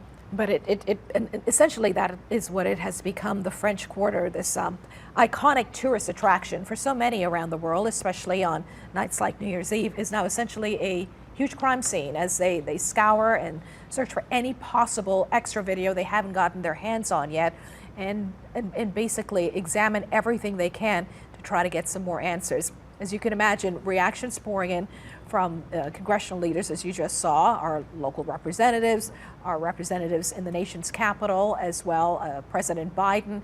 We understand we have some reaction from him. Can we listen to that? I'm not going to comment on any specific at all. I've contacted every agency in the federal government as well as the state. They're all coordinating to get to the bare facts. We know what the facts are. Can you say if you're a foreigner or if you was domestic? I'm not going to say anything until I get all the facts in front of me. Has the suspect been identified? Again, I'm not going to comment until I speak to the group later. I've spoken to every member of the agency, from the CIA to our national security team, to our FBI, NSC, and we're gathering all the, and I spent a lot of time with the government, with the mayor. What was your reaction when you heard what happened? Well, the reaction was one of anger and frustration. Thank you. Words from President Biden right there. And that was earlier today, reacting to the horrific news that he received this morning. Didn't want to comment as much, but just anger and frustration, as you can imagine, for many other people across the country as we try to figure out what exactly led to this today. And Liz, we do know, again, updated number has not changed for some hours now. 10 people are killed, 10 people killed, and 35 people injured. And we do have sound from a witness who saw this moment happen. Obviously still a very busy time in the French Quarter as people bring in the new year. And they say that he spotted his friend seriously injured in this Bourbon Street attack. But we do want to warn you right now that how he describes this incident may be hard for some of you to hear, very graphic. Take a listen. Apparently he's coming up all onto the sidewalk and all that, but by that time we had already made it inside the divot, or is what I thought. Until once we get inside the divot and the car passes, I turn around to like look who's all in here, because it was supposed to be 3 of us. I turn around to look who's all in here, and I don't see my friend. And I just start screaming and yelling, and I'm like, nah, where are you? And I turn and I look in the street, and her right leg is flipped like horror movie style over her back, and it's just blood, and like it was just blood. And I turned to look down the street, and there's just bodies littered throughout the entire street. Like I kid you not, like broken bones, legs, necks, and it's just all down the street. People just sitting there bleeding. So a clearly emotional young man retelling the scene that he saw. What should have been a joyous occasion quickly, in just seconds, changed watching what happened to his friend when that pickup truck plowed into the crowd, taking 10 lives this morning. It's just so hard to hear that. You could tell that he had to take some pauses there. He had to kind of digest it, because he had to witness that. Not only that scene, but also his friend describing how her leg was, the condition that he saw his friend. And again, many people out there still trying to figure out if their family member is okay. 10 people killed and 35 others injured in this incident. Again, taking another look at this video there, you see a lot of it's blurred because it is a crime scene. There are people on the ground there. When that suspect came from Canal and onto Bourbon Street speeding and going down, you can see officers there responding to the scene, running to the scene, and again, that car hitting some machinery, stopping it. Authorities say that the man got out and started firing at officers, and officers fired back, and that's whenever that suspect was killed. And Liz, seeing this and seeing more of the video that we're getting here, it's so tough, because this is where people live. This is people's neighborhoods. This is a very beloved city for so many people out there, and people came here to have a good time, a fun time, a safe time, and people have lost their lives. And also at the hospital, you have all of those loved ones who are trying to get information on whether their loved one was killed, one among the 10 people. And we also have all of those that are injured as well, 35 injured. The 2 New Orleans police officers who exchanged a gunfire with them, they were also injured as well, and we're working to get some more details on that. So you had 10 killed, 35 people injured. And that has been a scene, as you can imagine, how horrific. All of those emergency workers, the doctors and nurses, everyone called in. So if you can, we also told you earlier about a blood drive happening tomorrow. If you can in any way donate to help, that is something that they will need as well, because they're dealing with so many patients all at once heading into surgery. So that's another thing you could possibly do. But in the meanwhile, it's just very eerie, because we're in a city that you expected it to be large crowds downtown, and officials are trying to figure out, well, what do we do next? The last we had heard, and we're trying to get an update, what's happening with the Sugar Bowl. We had heard there was a 24-hour postponement, but is there an update on that? We do have an update. We did just get an update that the game will be moved to 3 p.m. tomorrow, and we do have a statement right now from the CEO of the Sugar Bowl Committee, Jeff Hundley, and this is what it says. The Sugar Bowl Committee is devastated by the terrible events from early this morning. Our thoughts and prayers are with the families and the victims. We are in ongoing discussions with authorities on the local, state, and federal levels, and will communicate further details as they become available. But we did confirm that the game will kick off at 3 p.m. tomorrow. Right, and in order for them to arrive at that time and try to figure out, there's so much they have to juggle. You've got the game, you've got all the people that came in, so there's a lot they have to balance to pull this all out. But obviously information they get from federal investigators especially, and local and state investigators right now, as they try to uncover more information on this, the information they get from them will determine if that game actually goes ahead. But for now, things 3 p.m. can tomorrow. change, as we know, but 3 p.m. tomorrow. Again, that game was supposed to kick off tonight. But if you think about it, Liz, officers are expended to the capacity right now, and getting this under control is their top priority, and making sure people stay safe. And we know, we have sheriff's departments and others in the area. Everyone is offering as much help as possible, so they were always helping them in one capacity or another before this happened. So they're going to need all hands on deck for this game tomorrow in light of what happened earlier this morning. But the latest right now that we can tell you is that it's not only essentially a crime scene in the French Quarter here right now, but in Texas, we had video that we showed you earlier where we've got FBI in Houston are focusing on one neighborhood, which is the home of the suspect, the person killed in the gunfire this morning with NOPD officers. So they're searching his home right now and trying to get as much information as possible to determine who he was working with and to track down those individuals to make sure that a game like tomorrow can move ahead, to make sure that nothing else was planned and that it's safe to go ahead, because you have so many people in town. Some of them are possibly leaving, but others, they prefer that they would just stay and enjoy the game as city and state officials try to assure them that it will be a safe place for them to be. And Liz, like you said, people were here to have a good time, and now the French Quarter, as you see right there on your screen, is a crime scene covered in crime scene tape. People walking past the fire truck right there. People are trying to go about their daily lives, but it's very difficult because so many streets are blocked off. I know it started off with Bourbon Street from Canal to St. Anne, but I know that they said to expect further street closures in that area so they can sweep the scenes. They said, Liz, they had all hands on deck.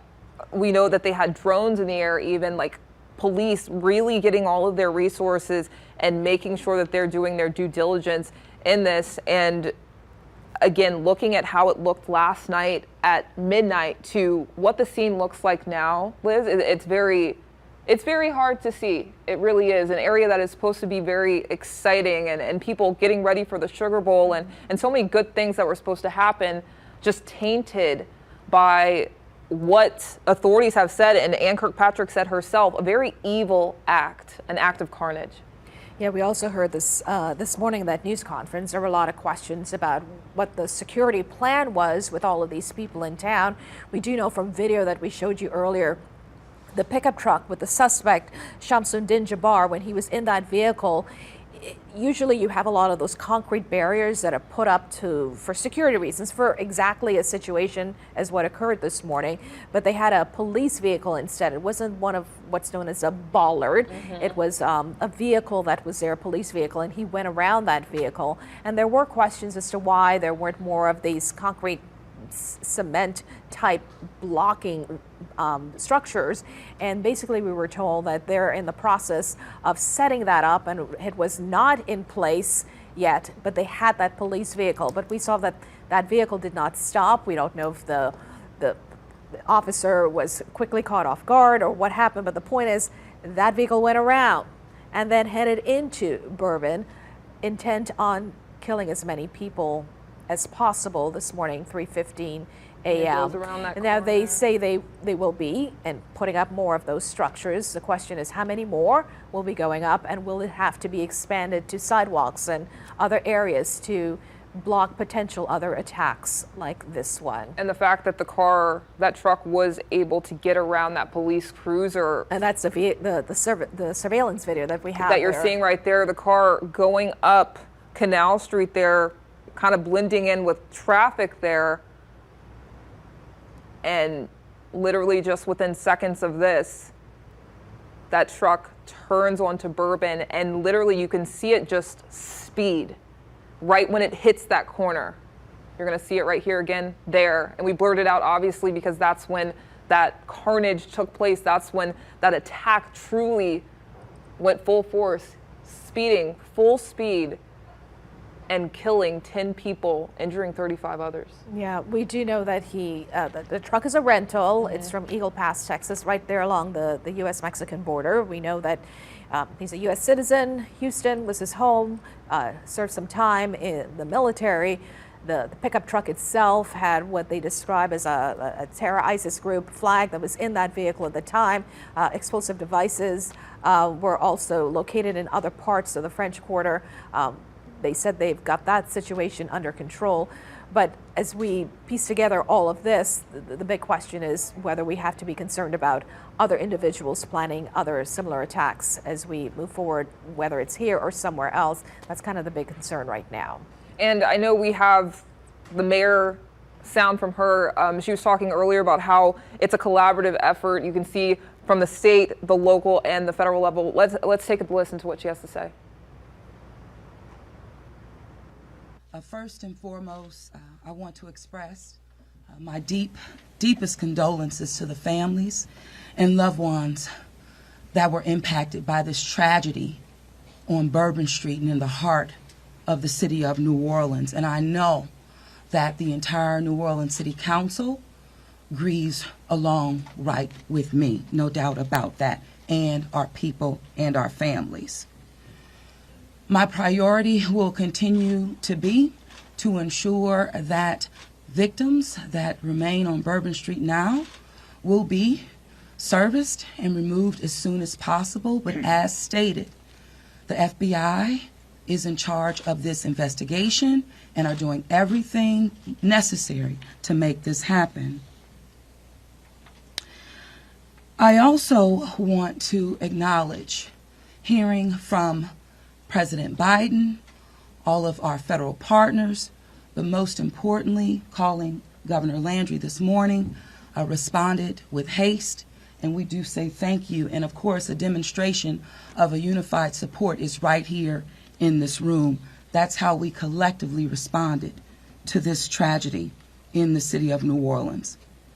The mission now is to facilitate, support, and coordinate safety procedures to keep our residents and our visitors safe. I've gone to the hospital along with Chief Kirkpatrick to visit our police officers, and considering their injuries, they're doing well. As I mentioned, this investigation is ongoing, and the FBI remains the lead in the investigation. It is an active crime scene as well. We are committed, no doubt, to uncovering all details surrounding this tragedy. And we're taking every necessary step to put even more safety procedures in place, especially given the nature of the investigation. I'm going to ask people to do not go around our secured area if there is no essential need to do so. It matters, and again, it is an active crime scene. I also want you all to know that the Greater New Orleans Foundation has set up a fund to assist victims, and that information will be provided to you. Thank you, Ganoff. Again, I want to thank this unified team. We're leaning in. We will be relentless, and we will do everything that it takes to render real justice. This team will. I want to also just thank our citizens for your heartfelt prayers. New Orleans is a world-class city, and I can say that I've heard from world leaders all this morning and up until now, in addition to my brother and sister mayors across this country. They're calling, they're responding, and they're standing with the city of New Orleans.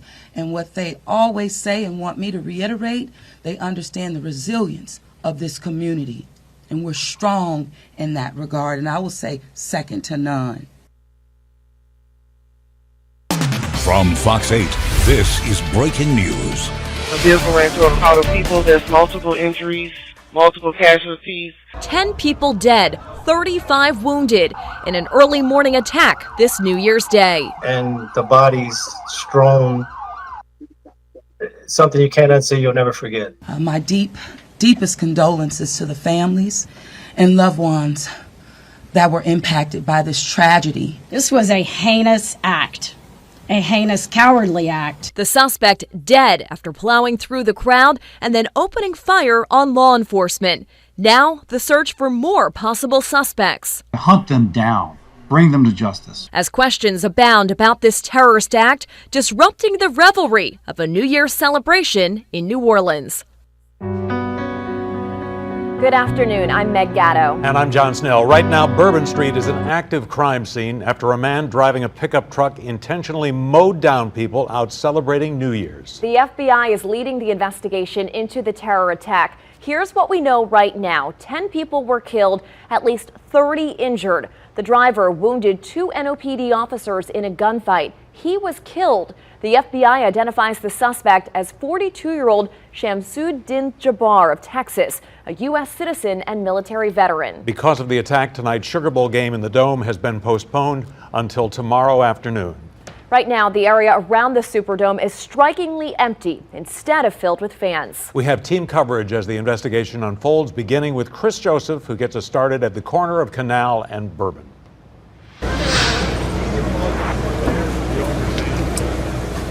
Yeah, we obtained video showing Jabbar took a violent right turn, basically right where that NOPD police vehicle is. Previously, that area was empty. Obviously, when he made that turn, he had gone around an NOPD vehicle, proceeding to plow into the partiers for New Year's Eve. Now, he drove his vehicle about 3 blocks before crashing near the Conti intersection of Bourbon. The FBI says he got out of his car and then got into a shootout with the officers. The officers obviously killing him. Investigators found guns and improvised explosive devices in his vehicle. They also found a flag for ISIS. That's a prominent terrorist organization based in the Middle East. Now, investigators say Jabbar was an Army veteran from Texas and may not have been alone. The Associated Press reports investigators say they've seen video of 3 men and a woman placing the explosive devices into his vehicle. Now, Governor Jeff Landry, federal, state, and city officials vowed to find those responsible and make them face justice. We live in Athens, Georgia, and now we're going home. You're not going to the game? No, we're going home. Because of the attack? Yes, we changed our flight and we are going home. Oh my gosh. Okay, so just we love New Orleans, but we're going home. Safe. Okay, well, obviously that was not Governor Jeff Landry, but he issued a state of emergency to maximize the resources for the investigation. The Sugar Bowl, as you've heard, has been postponed till 3 o'clock tomorrow. And tonight, just hours after the terrorist attack, well, the area behind me is empty. If you were to look behind the camera, you still see plenty of tourists, plenty of young families still walking through Canal Street this evening. Reporting in New Orleans, Chris Joseph, Fox 8 Local First. All right, thanks, Chris. We do not have detailed information at this point on those killed or injured in the attack. We do know a little bit about some of the victims that we've developed from some of the families. Among them, an 18-year-old Nakira Cheyenne Dido of Gulfport, who we're told came to New Orleans with a cousin and a friend without her parents' knowledge. 37-year-old Reggie Hunter of Baton Rouge, who was killed, and his cousin injured as the truck sped down Bourbon Street. 28-year-old Tiger Beck, the older brother of former LSU player Jack Beck. Well, as we mentioned, it's been incredibly quiet around the Superdome as the Sugar Bowl has now been postponed until tomorrow. Our Ashland Brothers is live outside the Dome.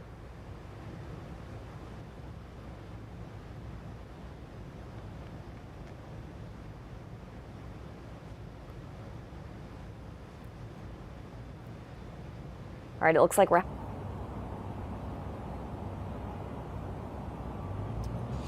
I apologize, we're having some technical difficulties here, but yes, the 7:45 kickoff tonight is canceled, but the game will go on just in about 23 hours versus 3. Fans I've talked to all day long tell me that they are sick to their stomach. It is an eerie scene out here, quiet but contained. As you can see, Champion Square just to my right, the left of your screen. It is supposed to be packed right now, not a ghost town. Poydras barricaded off for blocks, empty.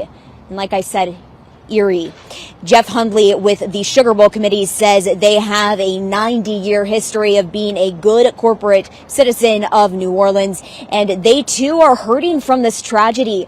Hundley tells us they've been consulting with ESPN, the College Football Playoff, SEC, University of Georgia, and Notre Dame, coming to the shared consensus that it is in the best interest of everybody and public safety to postpone the game for 24 hours. Now, he says that with any major event, public safety is paramount, and his team has full faith and confidence in Governor Landry, Mayor Cantrell, and all other deployed resources, and there's many of them, both on the federal, state, and local level, as the city carries on with the many major events that are on the horizon, including the Sugar Bowl, the Super Bowl, and Mardi Gras, to name a few. Now, we've seen several Fighting Irish and Bulldog fans throughout the CBD, many extending their stay another night, others going home. But those I talked to saying the game is the least of their worries. All right, that was Ashland Brothers reporting. Videos that we've been receiving from witnesses on the scene this morning captured the absolute horror and chaos as all of this unfolded. Let's take a look at some of these videos. This one is from Canal Street. You could see here, this is the white pickup truck that the suspect was driving, highlighted right there on your screen. So as you watch, the suspect is sitting in a little bit of traffic here on Canal as he approaches Bourbon Street. Then we're just going to wait here for a second as you can see the pickup truck approaching.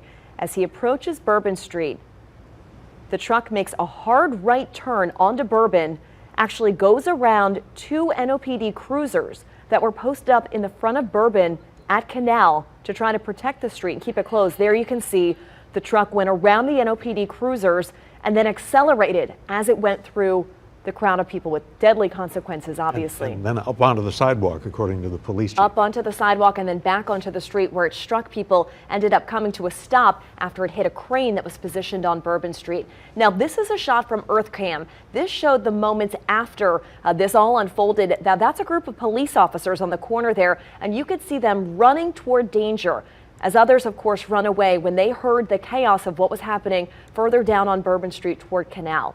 And then back at the corner of Bourbon and Canal, you could see first responders starting to roll out victims on stretchers. Obviously, this video is heavily blurred because of the sensitive nature of what this contains.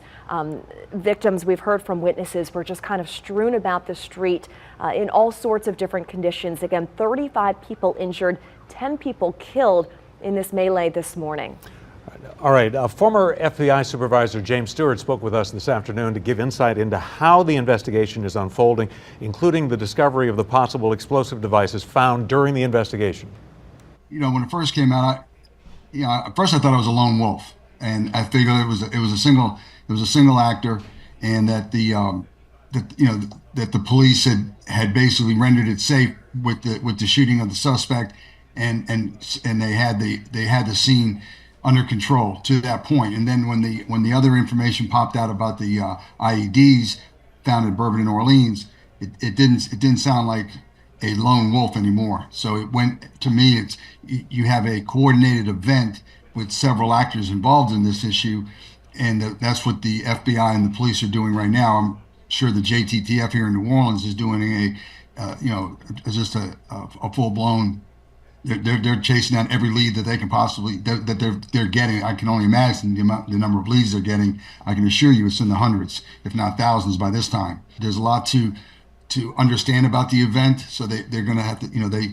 They start at the initial scene right there. It looks like it's right around Bienville, between Bienville and Countown on Bourbon Street. From looking at the news, finding out who this guy was that's one thing. They're going to have to work backwards between checking phone contacts. They're going to be checking email addresses, email contacts. What's he looking at on the internet? Find out who these other supporting actors are, who supported him to get into New Orleans, who told him about where to go, what to do. I mean, that guy was on the mark, and those officers who responded initially to that truck and neutralized him, they're to be commended. They did a wonderful job in a short amount of time. Unfortunately, in that short amount of time, 10 people were killed and 35 people are injured at the same time. So I mean, there's a lot they're trying to understand too as they go down there to render aid and then address the initial threat. And sure, then to find out that they had the backup threat at the corner of Bourbon and Orleans. If those bombs were in fact live, like it seems like they were, I mean, the damage that those bombs could have done at that intersection would have been monumental, especially in the French Quarter and being so close together with those buildings. They probably dodged a bullet right there. All right, and here is the suspect, Shamsud Din Jabbar, 42 years old, from Houston, said to be a U.S. citizen, former military veteran, who appears, for whatever reason, to have been radicalized and by ISIS. We have to be careful with how far we go. We don't know how deep the ISIS connections were, but certainly seems to have been motivated, if you will, by terror organizations. All right, there's also been a big law enforcement presence on Mandeville Street all day in the St. Roch neighborhood. A small fire broke out and neighbors have been told to leave their homes. Rob Masson joined us now from the corner of Mandeville and Murray. That's right, John and Meg. FBI said that they were looking for multiple suspects. Part of that search could involve the property they have been at all day long here in the 12 and 1300 block of Mandeville Street. Louisiana State Police have come in and relieved New Orleans police officers who have been securing this location all day while dozens of agents pour over an Airbnb in the next block. ATF brought in special sniffing dogs looking for bombs after a small fire broke out here around 5:30 this morning, nearly 2 hours after the Bourbon Street terrorist act. They have been joined by agents with the FBI, Louisiana State Police, the New Orleans Police Bomb Squad, and the New Orleans Fire Department. Sources say they believe the Bourbon Street pickup truck driver may have been staying in an Airbnb in the 1300 block of Mandeville Street. Many neighbors were out on the street away from their homes all day while this search went on. Said they found bomb making material in the yellow house and they wanted the bomb squad to look it over. I think it's crazy.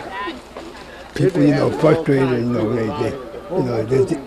their mind is gone and want to take it out on innocent people. And the NOP telling us very little about this investigation here, but sources say they believe the Bourbon Street driver was staying here at an Airbnb that caught fire around 5 this morning. 3 blocks of Mandeville Street remain shut down as this investigation continues.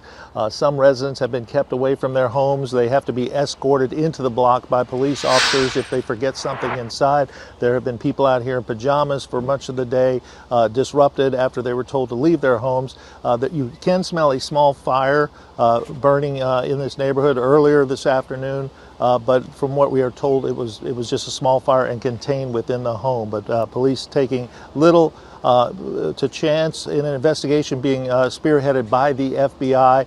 NOPD not confirming that the suspect actually stayed here. They say whatever information you need has to come from the FBI, and the FBI is not releasing that information at this time. But it's been a huge police presence here all day long with local, state, and federal officials as they're pouring over that block looking for more information and possibly more information that could lead to the arrest of more suspects after the horrible act on Bourbon Street this morning.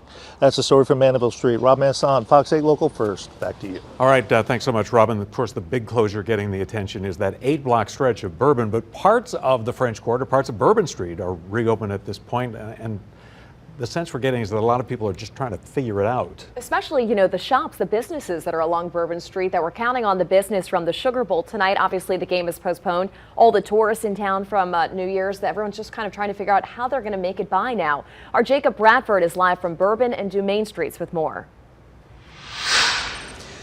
Yeah, John and Meg, that's what a lot of people are trying to figure out is exactly what to do. Most of the people down here are tourists, and they're trying to just figure out what activities there are. And that's why when we spoke to the owner of Lafitte's, he said that he went ahead and he opened it up. He opened the bar up because there were people that were just standing outside with just their suitcases, and they were wanting just a place to sit. But let me step out of the way so that way you can see what Bourbon Street looks like right now.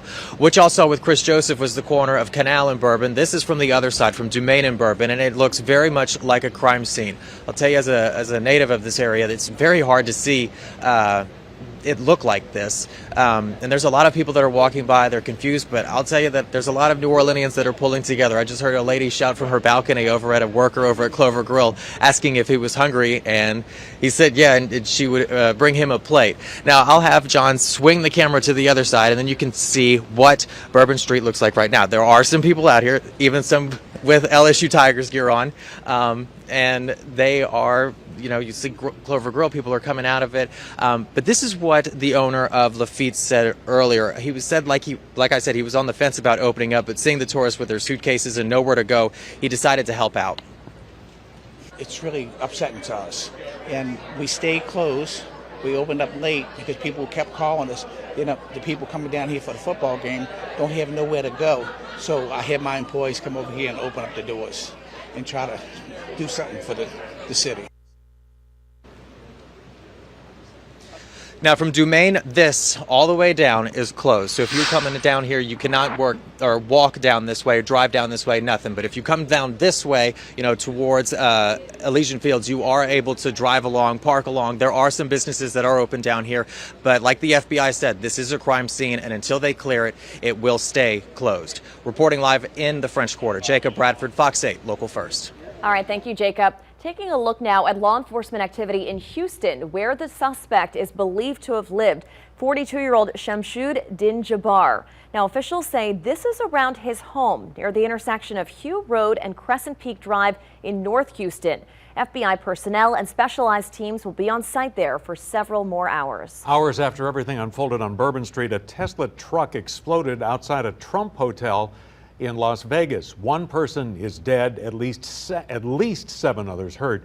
Police say that at about 8:30 this morning, Vegas time, the 2024 Cybertruck pulled up to the entrance of the hotel. Witnesses say that smoke started pouring from the vehicle, and then a large explosion occurred. The person killed was inside the truck. We do emphasize at this point the cause is uncertain. There is no direct link, but Las Vegas police did acknowledge that at their news conference today that they were very much aware of the events in New Orleans today as they investigate what happened in Vegas. We are joined now by Donald Lane, who's a retired former Secret Service agent and security expert. And thank you again. Your thoughts this evening as things have progressed? As the information continues to come in, I think there's a lot more to learn here. Hopefully there's a vigorous investigation going on, which I'm sure there is. I'm really interested to hear more about other folks who are involved in this, particularly involved in the planning of not only this attack, but potentially other attacks that may be outstanding. And so I think it's really important that law enforcement stays on top of that. Attorney General Liz Murrell today made a comment that they're potentially looking for 2 more people. The Associated Press saying there's video of potentially men, I think they said 3 men, and a woman placing devices around the French Quarter. So it seems a little bit unclear at this point how many people they could potentially be looking for. Are they unclear about that number, or are they not publicizing that to protect the integrity of the investigation?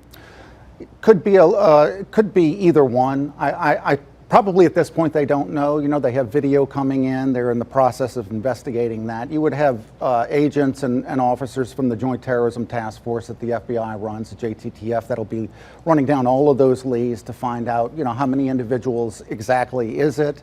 Does it have anything to do with these men and this, woman that was seen? And so once I don't believe they're withholding that from us. I think once they ferret that information out, we'll know better, how many are involved. And in terms of the forensics of this, they're looking, first and foremost, I assume, at his cell phone, any information they could glean from his account, from whatever pings, wherever he went, and then trying to deduce from there who he was with.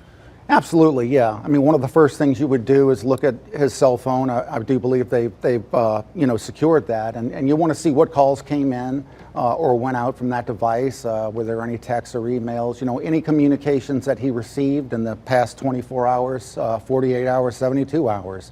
Who was he involved with? Who were these folks? Are they related to any of the folks that we have potentially seen placing devices? So yeah, the forensics are going to be a big part of this. I believe they're going to secure